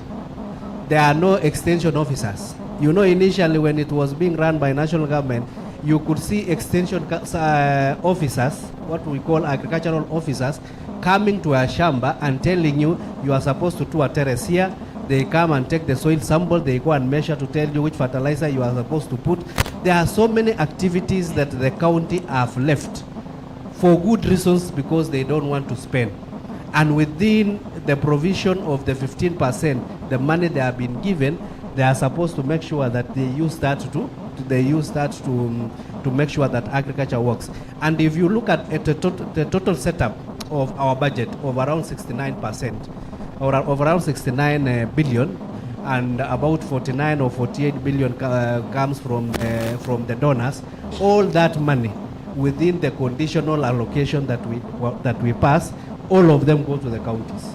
So it is actually the work of counties to ensure that all the services that are required, the veterinary services are working, the agricultural extension services are working, all the systems are working, the irrigation systems are working, so that they can be able to produce. Let them not focus so much on the wet areas, like fighting with national government on the issue of which are county roads, which are Kera roads, what they need to get from the RMLF levy, fighting with the national government on CDF, things that are not supposed to be there. Let them actually focus on, and I can tell you, if you focus on agriculture, governor will not even get time to come to Nairobi to start complaining, to follow RMLF and CDF issues and things like that. So what I just want to say is that agriculture is devolved. They are not complaining, but they are also not putting the resources that are required for services within the counties that touches on agriculture to be able to work. Thank you so much. Through our speaker, I would also want to continue appreciating our learners who are today our speaker and the clerk. And this being a mock chamber, I also want to give an opportunity to one of the ASK show officials to ask a question, and then we'll proceed as we wind up. Okay. Let me say something on one, Francis, is that one, we have a very progressive constitution in Kenya, and you must give Caesar what belongs to him. Francis, we must fully implement our constitution. In fact, I want to correct the chair and Honorable DK. That's talking about 15%. What our law says is not less than 15%. So the minimum you can give county governments is 15%, but we can give more. Yeah, it is more, of course. Yeah, but the minimum is 15. You are talking as if we are supposed to give 15%. But Francis, if we must implement this constitution fully. Our level function.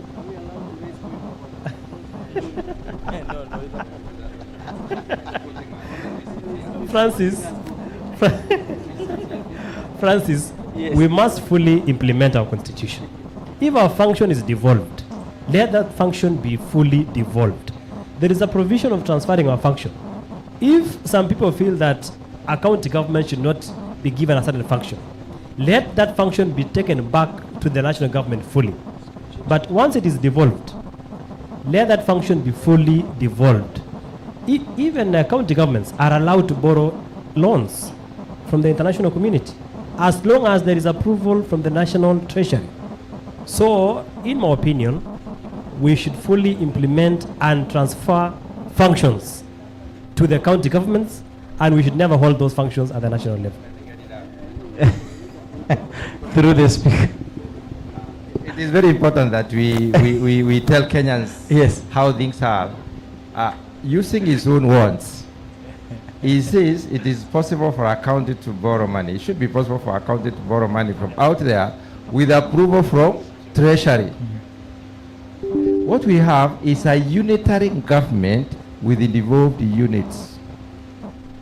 We don't have 48 governments. That's what we have. Our understanding is the devolved units are supposed to implement certain aspects of the entire government. So that relationship has been created, and what we have highlighted, what we have explicitly, put before Kenyans here, is that the relationships are very, very clear at the sector level. They know how to do things. And when I say that there has never been 15%, if you look at the figures, because I've looked at these figures many times, it's normally over 20% that goes to the county. So when people complain, they actually focus on the revenue, not the total amount of money that is supposed to be going there. Again, we cannot say this function is explicitly county function. When you have to deal with those other issues up there, which require inter-country relationship, you can't call a country a county a country. There will be no relation. They would not be recognized. Thank you. The lack of recognition puts the county to a stop. You cannot move on. You have to go back to your country, to the national level, to identify who is the right person to do this. So that's what we are saying. So the constitution is very clear. Thank you. I will seek now the protection from the Mr. Speaker, sir. Yes. Yes. Yes. And the point of order is actually meant to correct misinformation or disinformation. Yes. And my brother, Honorable Wakili Kipchumba, is making some statements. I don't know whether he has just woken up from where. To insinuate that there are some functions somewhere that have not been devolved. I want to tell you, you might not be a member of Agriculture Committee. All the functions of agriculture are being devolved. It's only the only concern we are getting is that after being devolved, the governors are not excited as they are excited in trying to get other functions on roads and things like that that don't touch on them. But what we are telling them is that, and Honorable Kipchumba, you should know this. Our budget, our total budget for like State Department of Crops is 69 million. Out of the 69 billion, out of the 69, the 48 billion or so, the chair will correct me, are the money that are coming from donors through Treasury to be facilitated by the accounting officer who is the PS Crops to the counties. And that is why in counties you have things like Flora, you have things like Smart, what's called what? Floca, you have things like Climate Smart, and like for Climate Smart, for example, it's around 34 billion. For the other one you are saying is around 27 billion. For the one that ended just, it was just called Smart something, it was another 16 billion. All that money are going to counties. There is the only thing that, the only cushion that the national government does is coordination, to make sure that counties have gotten their money, they have been able to implement what they have been able to implement as the finance agreement with the donor. And I can tell you, within the Ministry of Agriculture, what is devolved has been devolved. The only thing we are telling counties is that if we need extension officers, let them hire extension officers. If you need vets, let them hire vets. Let agriculture be able to work. If we need irrigation system, let irrigation system work. There is no way you can devolve, those functions have been devolved, then it doesn't work. Then at the end of the day, when there is anger in the country, it is the national government to be blamed. And people have been sleeping on their jobs at the county level. So those are some of the regulations that we need to look at. And if you look at what we are supporting from the national government, we are supporting MDAs that deal with regulations. Yes. If you see the dairy board, the dairy board, for example, deals with regulations for the milk industry, to regulate the milk industry. If you look at the veterinary control board, they deal with, if you use a pesticide control board, all those parastatals that we are dealing at the national level are dealing with issues to do with regulations. But anything that has to be devolved has been devolved. And if Honorable Kipchumba is feeling that there is something in agriculture that has not been devolved, maybe he can declare so that we can devolve tomorrow. Thank you. Thank you. Thank you very much. Just one small thing I would like to say is that if we allowed all the counties to operate independently, it will be extremely impossible for people in Mombasa to consume potatoes, because potatoes are produced in North Rift and about a bit of central Kenya. Every county would put a roadblock to collect levies, fees, and taxes. And the bag of potato here would be extremely expensive. So the national level must coordinate the levies, taxes, and fees paid across the board. And the other issue that is also key for us to remember here is that when a county gets interested in only revenue generating subsectors of agriculture and leave the subsectors that support the farmer to grow better and produce better, then a county is not focused. We are telling them, sort out the extension, sort out the information and management system, don't just focus on meat inspection, because it gives you money. Okay. And now, through Mr. Speaker, sir, I'll ask a few questions, then I'll give our participants to ask a question as we wind up. One of the questions from our viewers only is asking that what mechanisms is the government taking to ensure the privatization of sugar mills in Western Kenya, such as Nzoia Mumias Sugar, does not disadvantage local farmers, but instead guarantees them to equity participation, fair pricing, and protection from exploitation by private investors. And then on agriculture and livestock again, we have another question. How is the government ensuring livestock farmers, especially in arid and semi-arid land, that is ASAL counties, are cautioned against recurrent drought, improved access to water, pasture, veterinary services that we already touched on, and livestock markets? So kindly, maybe I'll ask her to ask the question, then Jared, you'll be the first one. Thank you so much. My name is Verena Mavula. My question, I appreciate the panel. And my question is, you have talked about sugar, you have talked about maize, you have talked about mainly sugar, maize, yeah? But you have not talked about what is in here in the Coast Province. You have not talked about Bixa, you have not talked about coconut, you have not talked about the bananas, you have not talked about the vegetables, because I'm sure when you came in, you went round, even to Calro, see the cassava which is being produced here in the Coast Province. So mainly, my concern is, are the Coast Province not included in the agricultural sector? That's my question. Jared. Thank you. I will handle the sugar question. My colleagues here, including the chair, can handle questions around the coastal products, which are also very key in our revenue generation. Now, when we finished working on the Sugar Act, the government had made efforts to lease, not to privatize, which is partly privatized though, all the government-owned sugar companies. Now, from history and from the records, all the government factories, 4 in number, Chemelil Sugar, Muhoroni Sugar, and Nzoia Sugar, and Sony Sugar, have consistently been making losses. Now, on the other hand, you have privately owned sugar companies that are thriving in business, you know, from Sukari in Ndewa to Butali Sugar in Busia Sugar Company, you have West Kenya Sugar Company.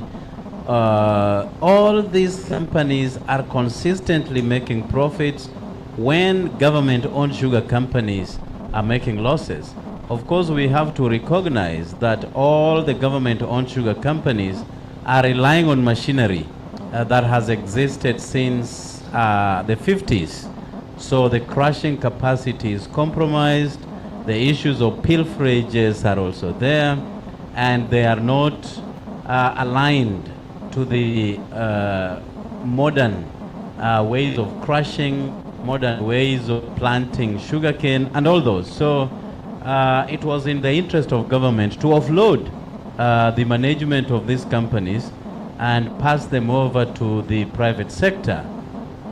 We do budgets, particularly on agriculture, and each and every year we were appropriating huge sums of money to go to these government-owned sugar companies. I pay workers or to pay farmers, and also to help them renovate this rickety machinery. And each time we were pumping in billions every year to these sugar companies. Remember that they are in operations, they are producing sugar, they are selling sugar, but they have to fall back to the government to bail them out each and every time. So the government actually was running out of patience and decided to flout sugar companies to be leased out to private sector. Now, interestingly, even with the losses that they consistently underwent, the amount of interest that were expressed by the private sector to lease these sugar factories was mind-boggling.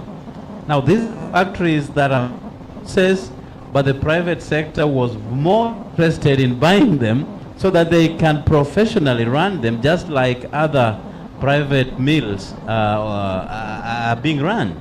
So the government recently signed 30-year leases with the private individuals to run these sugar companies. Now, there were agreements around retention of workers.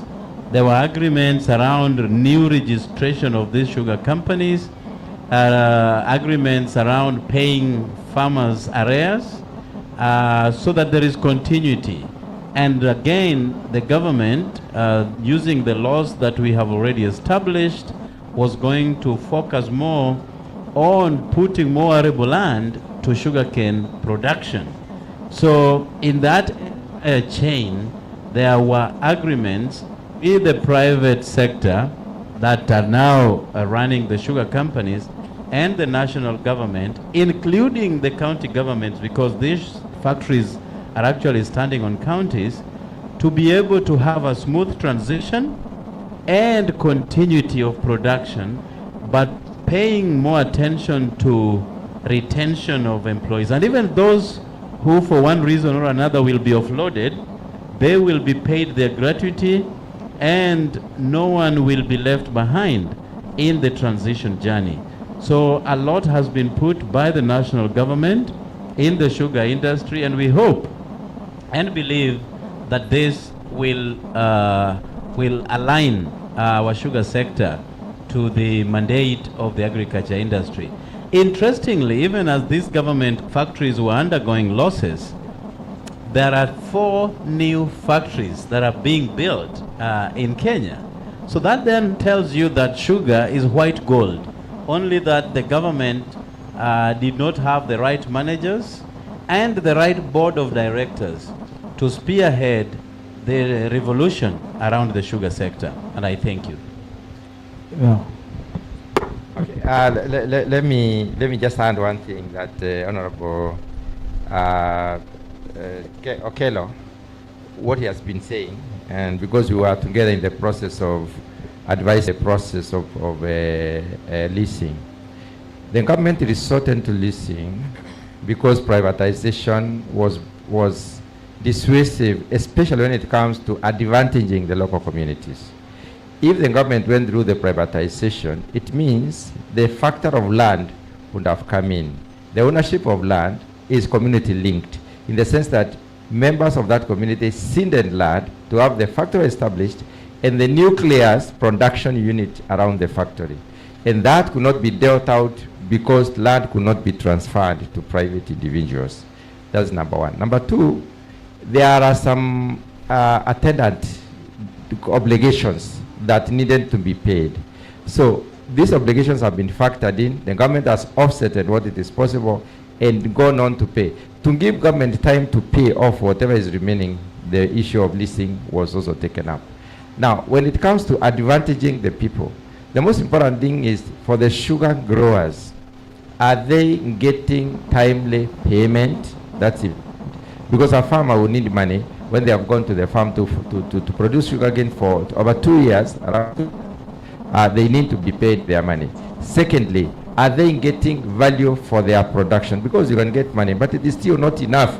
It doesn't measure up with the expectations, the alternative use of the land or the opportunity cost of the land. Is it a business? Is it turning out to be a business, as it were? And number three, are we also contributing then in turning around the economy of sugar so that it helps the people around there and also helps the nation to stop importation, besides, as well as, advantaging the country to save on the foreign exchange and many other issues. So that is one thing I wanted to add in that particular respect. There are 2 other questions which I will attempt, and then I give my friend here a mic in order to move on. There was the issue of cost. Yes. We've talked about many issues, and then we have left out cost.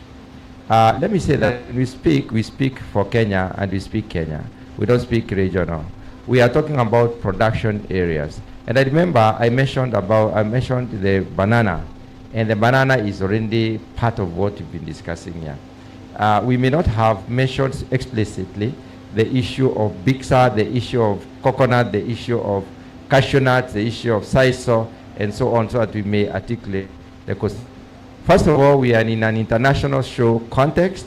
Secondly, we are discussing issues as per the national parliament. And number three, the representation of the region is not really inferior within the house itself. If we look at the two houses, Senate Coast has produced the Speaker of the Senate, and the National Assembly produced the deputy leader majority is from Coast. So Coast is very well taken care of. When it comes to specific commodities, there are policies, there are plans that are being implemented to deal out the various products, the various commodities that are produced in different areas.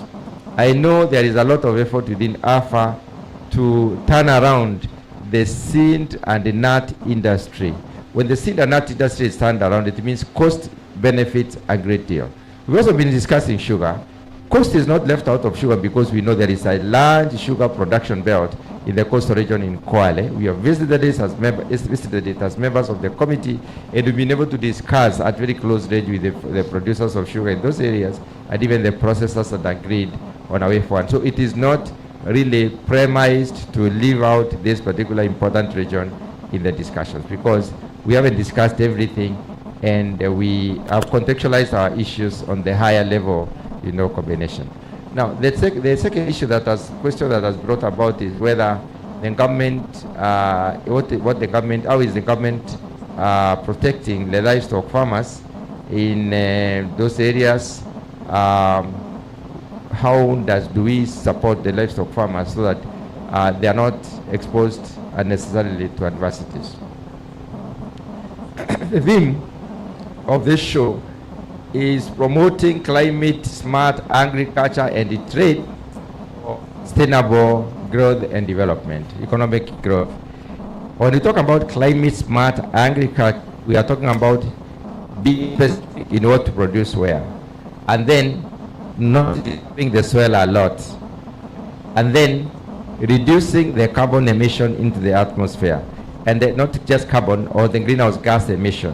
So anything that we do around climate smart agriculture has to do with managing our tillage system, not exposing a lot of the soil, then producing optimally to make sure that we don't exceed the pressure on the land, and being able to preserve and protect our natural ecosystems. If we are able to do some of those things, then we are operating under climate smart. The other thing is that agriculture is both a polluter and it is also a precursor. It also helps in containment of climate change. So that's a huge topic, maybe for another day. Now, when it comes to people in ASAL, arid and semi-arid lands, there are a few issues that probably we need to take into context on the efforts of the government to enable those people to move on. I know there are great plans within the government that are geared towards introduction of watering points across the northern regions and even the other regions in the ASAL. So there is the introduction of water, or other sinking of boreholes along those areas to provide water.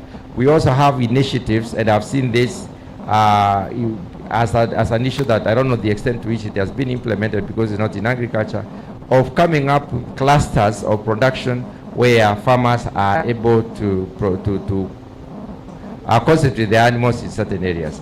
Now, whenever there is drought and there is loss of livestock, the government comes in to compensate the farmers by way of doing what is called we do livestock compensation, in the sense that farmers are paid for the restocking process. They are given some money to be able to buy other animals or given animals so that they may continue the production process. So that's a cautionary measure, as it were. Now, when it comes to the current focus of coming up with field lotting, that's an initiative within the sector that is coming up, that is geared towards production or finishing off of livestock within a specified period of time, so they can access market at different quality ranges of meat. Meat is not just meat, meat is a quality basis. The finishing can be red meat finish, mixed meat finish, or fat meat finish. So that's a topic for another day, but that initiative is there. I know we have funded several, as a committee, we have funded several feedlots And these feedlots are all over the country and a lot more in the rangelands. I think those are the few issues that probably I wanted to. Yes, thank you, Bwana Chair. Through our speaker, I also want to appreciate for your patience. Our learners were still with us here. I believe you are learning a lot more at this being a mock chamber. Also to operating under slogan that is Parliament connecting the people. I would want to have just a small set of questions as you have our winding remarks. Also the public are demanding that these forums to be conducted in other regions to create awareness. And now this is my very own question. I also wanted to understand some of the things in terms of what happened to the coil, issue. Remember, as the chair of agriculture, there was something to do with coil farming. Is there anything that you're doing in terms of registration?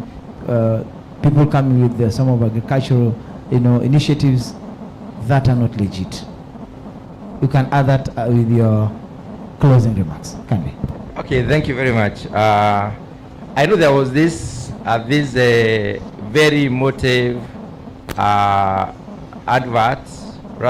approach to sensitize Kenyans to produce quail. And I think quail, we can call it a gimmick or kind of, it was actually cheating people because there was, first of all, no market. I remember I was personally involved when one friend of mine came and told me, you're in agriculture. I said, yes, please help me to sell these birds. Then I told him there is an elaborate market for sale of birds. Then he told me, no, I'm talking about quail. I had not even gotten into the context of how quail could be sold. So that one is just like the Bitcoin, is just like any other, diversion that have come into the country. People are misled to get into some systems of production that are not sustainable and that are not fetching as much as probably they may have been. My closing remarks, let me say this is a very important forum where we are able to engage with the public directly as Parliament. And it is important for our public to know that whatever is discussed in Parliament is truthful and factual. It has to deal with the day, because members of Parliament would not like to say anything that would affect their people back at home. They would like to do anything and say anything that will, first of all, support their people back at home and also support the government to move on. Again, what we do in terms of laws, in terms of policies, associational papers, and in terms of regulations, we normally support the government of the day to implement their manifesto. The Kenya Kwanza manifesto has got several issues that they want to drive. So if you look at the bottom-up economic transformation agenda, out of the growth areas, 5 or so mentioned growth areas, agriculture is key. And agriculture, out of the 9 value chains that have been picked within the beta, manifesto, 6 of them are in agriculture. We have dairies in agriculture. We have rice is in agriculture. We have a meat sector is in agriculture. We have 6 of them, including tea and so on. So those areas are areas that we are focusing on as a country. So whenever the government, this case the executive, does propose a legislative change so that it can back up or support or organize themselves better in terms of delivering to the Kenyans, they approach Parliament as a government bill. Again, I needed to say bills can emerge from anybody, from individuals and so on. So government can send bills to us through the leader majority, then the bill will come to the committee and it will be processed procedurally. So we support the government in the sense that we would like the agenda to succeed as a parliament. That's what the parliament is created at Article, I think, 93 of the Constitution. If you look all the way from 93 to 106, 105, you realize that how the parliament is created, the different houses, the functions and the roles and responsibilities, even including the marginalized people, it's all in the Constitution. So we fulfill the Constitution by delivering our mandate as per the Constitution in supporting the government of the day. Thank you very much. Thanks, Honorable David, as you went up. Okay, thanks a lot. Maybe there's a question I didn't get a bite to to answer, and you ask, and it's important for this forum where we are doing this public engagement, is that the role of Parliament in the management of affairs of this country is very important and very profound. Maybe if you just go to down the memory lane of why actually we have Parliament, in the governance structure of the country, every citizen needs to participate in running the country, in making sure that the policies, in making sure that the laws and everything that touches on them, they are at the center in terms of making sure how they are governed. And that is why Parliament started. And Parliament started by direct representation, whereby everybody who is a citizen of this country could come into this hall and be able to say, to contribute on a motion that is on that is for that day, so that they can be heard, and at the end of the day the majority will have their way. But because of numbers, you can imagine currently we have a population of around 40 or 50 around population, the total population of this country. The ones who are above 18, so maybe above 18 are around 25 million. So those 25 million people, in terms of representation, should have been invited into Parliament to be able to transact their business. And you can imagine a speaker controlling 25 million people. It is impossible. That is why it was thought that maybe it can be split into small constituencies with a parity. In fact, if you look at our constitution, it explains the parity. And I know there are constituencies that are protected because their total population does not actually get a threshold for representation. So they are still protected. I don't know until when. Maybe in the next thing in it, they will disappear from the map or something like that. Something will happen anyway.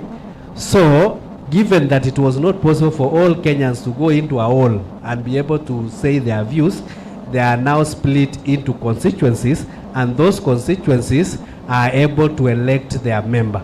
So when the member of Parliament is in Parliament, he represents the views of his constituency. So if there are 50,000 voters, he is speaking on behalf of 50,000 voters.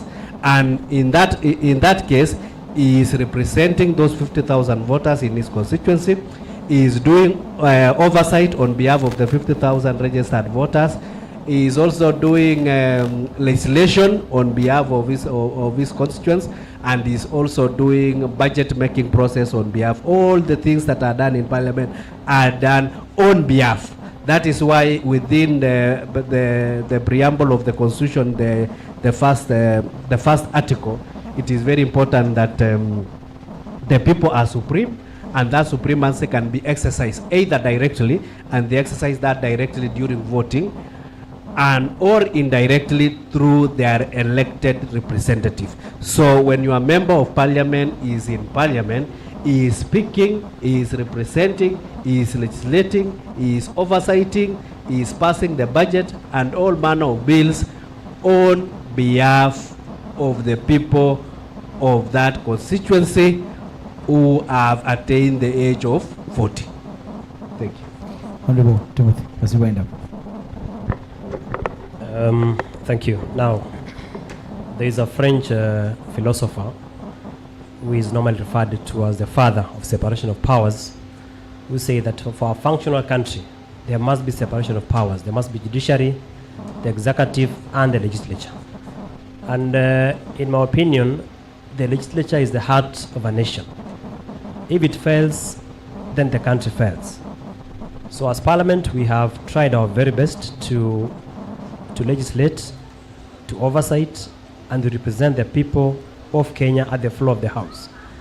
And what I just want to remind my colleagues is that the best way we can assist the President deliver, the best way we can assist our country is through a strong parliamentary oversight.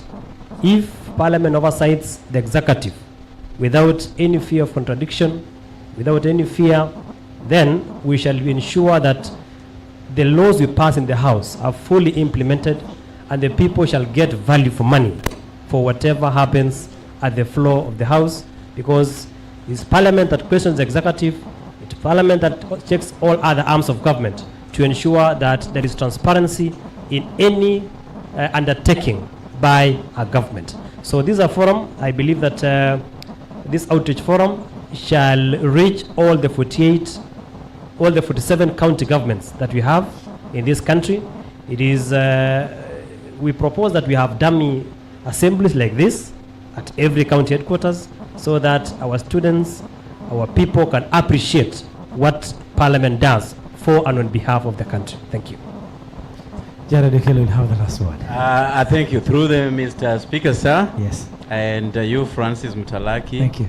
Doing a very great job. We want to thank you on behalf of my colleagues for a job well done, the Parliamentary Broadcasting Unit, and all the media houses that were streaming it live. I just want to thank you for giving us the opportunity. From my observation, the Mombasa ASK show has been a great success. Our president was here yesterday. We are here today. We will be here tomorrow until closure. So far, so very good. Kenya being an agricultural country, it may therefore mandate the government to have a rotational ASK shows across our country throughout the year, not necessarily in the month of either August or September, focusing more on all the 47 counties, giving more input and advice as to what works best where, because you know under agriculture we have crops, we have livestock, and we have fish. So each and every region to focus more on what it can do best for the benefit of our nation. But again, it also exposes people across the divide. There are people here in Mombasa who have never been to Malindi, which is just the next door. There are people in Kisumu who haven't been to Homa Bay, which is next door.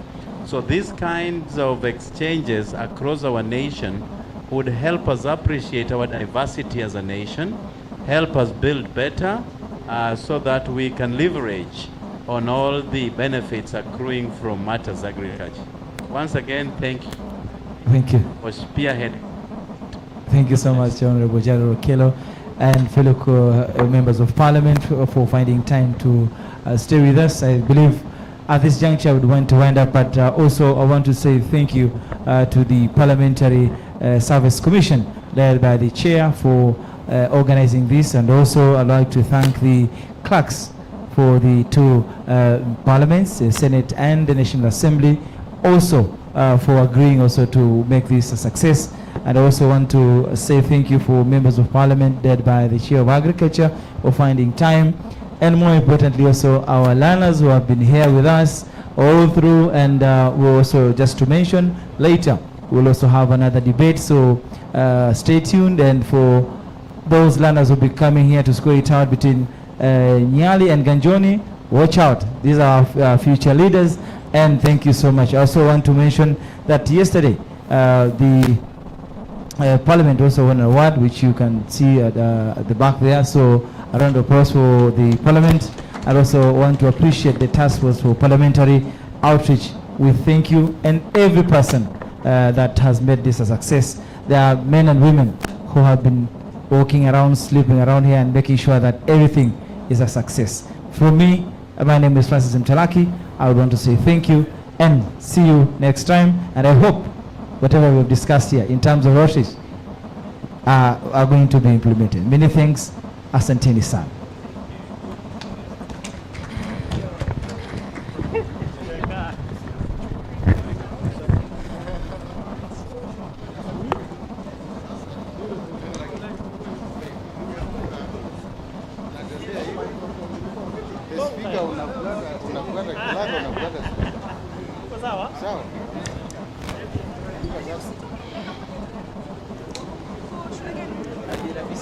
Nisaidie namba yako na simu. Ngoja, nataka mpigwe picha.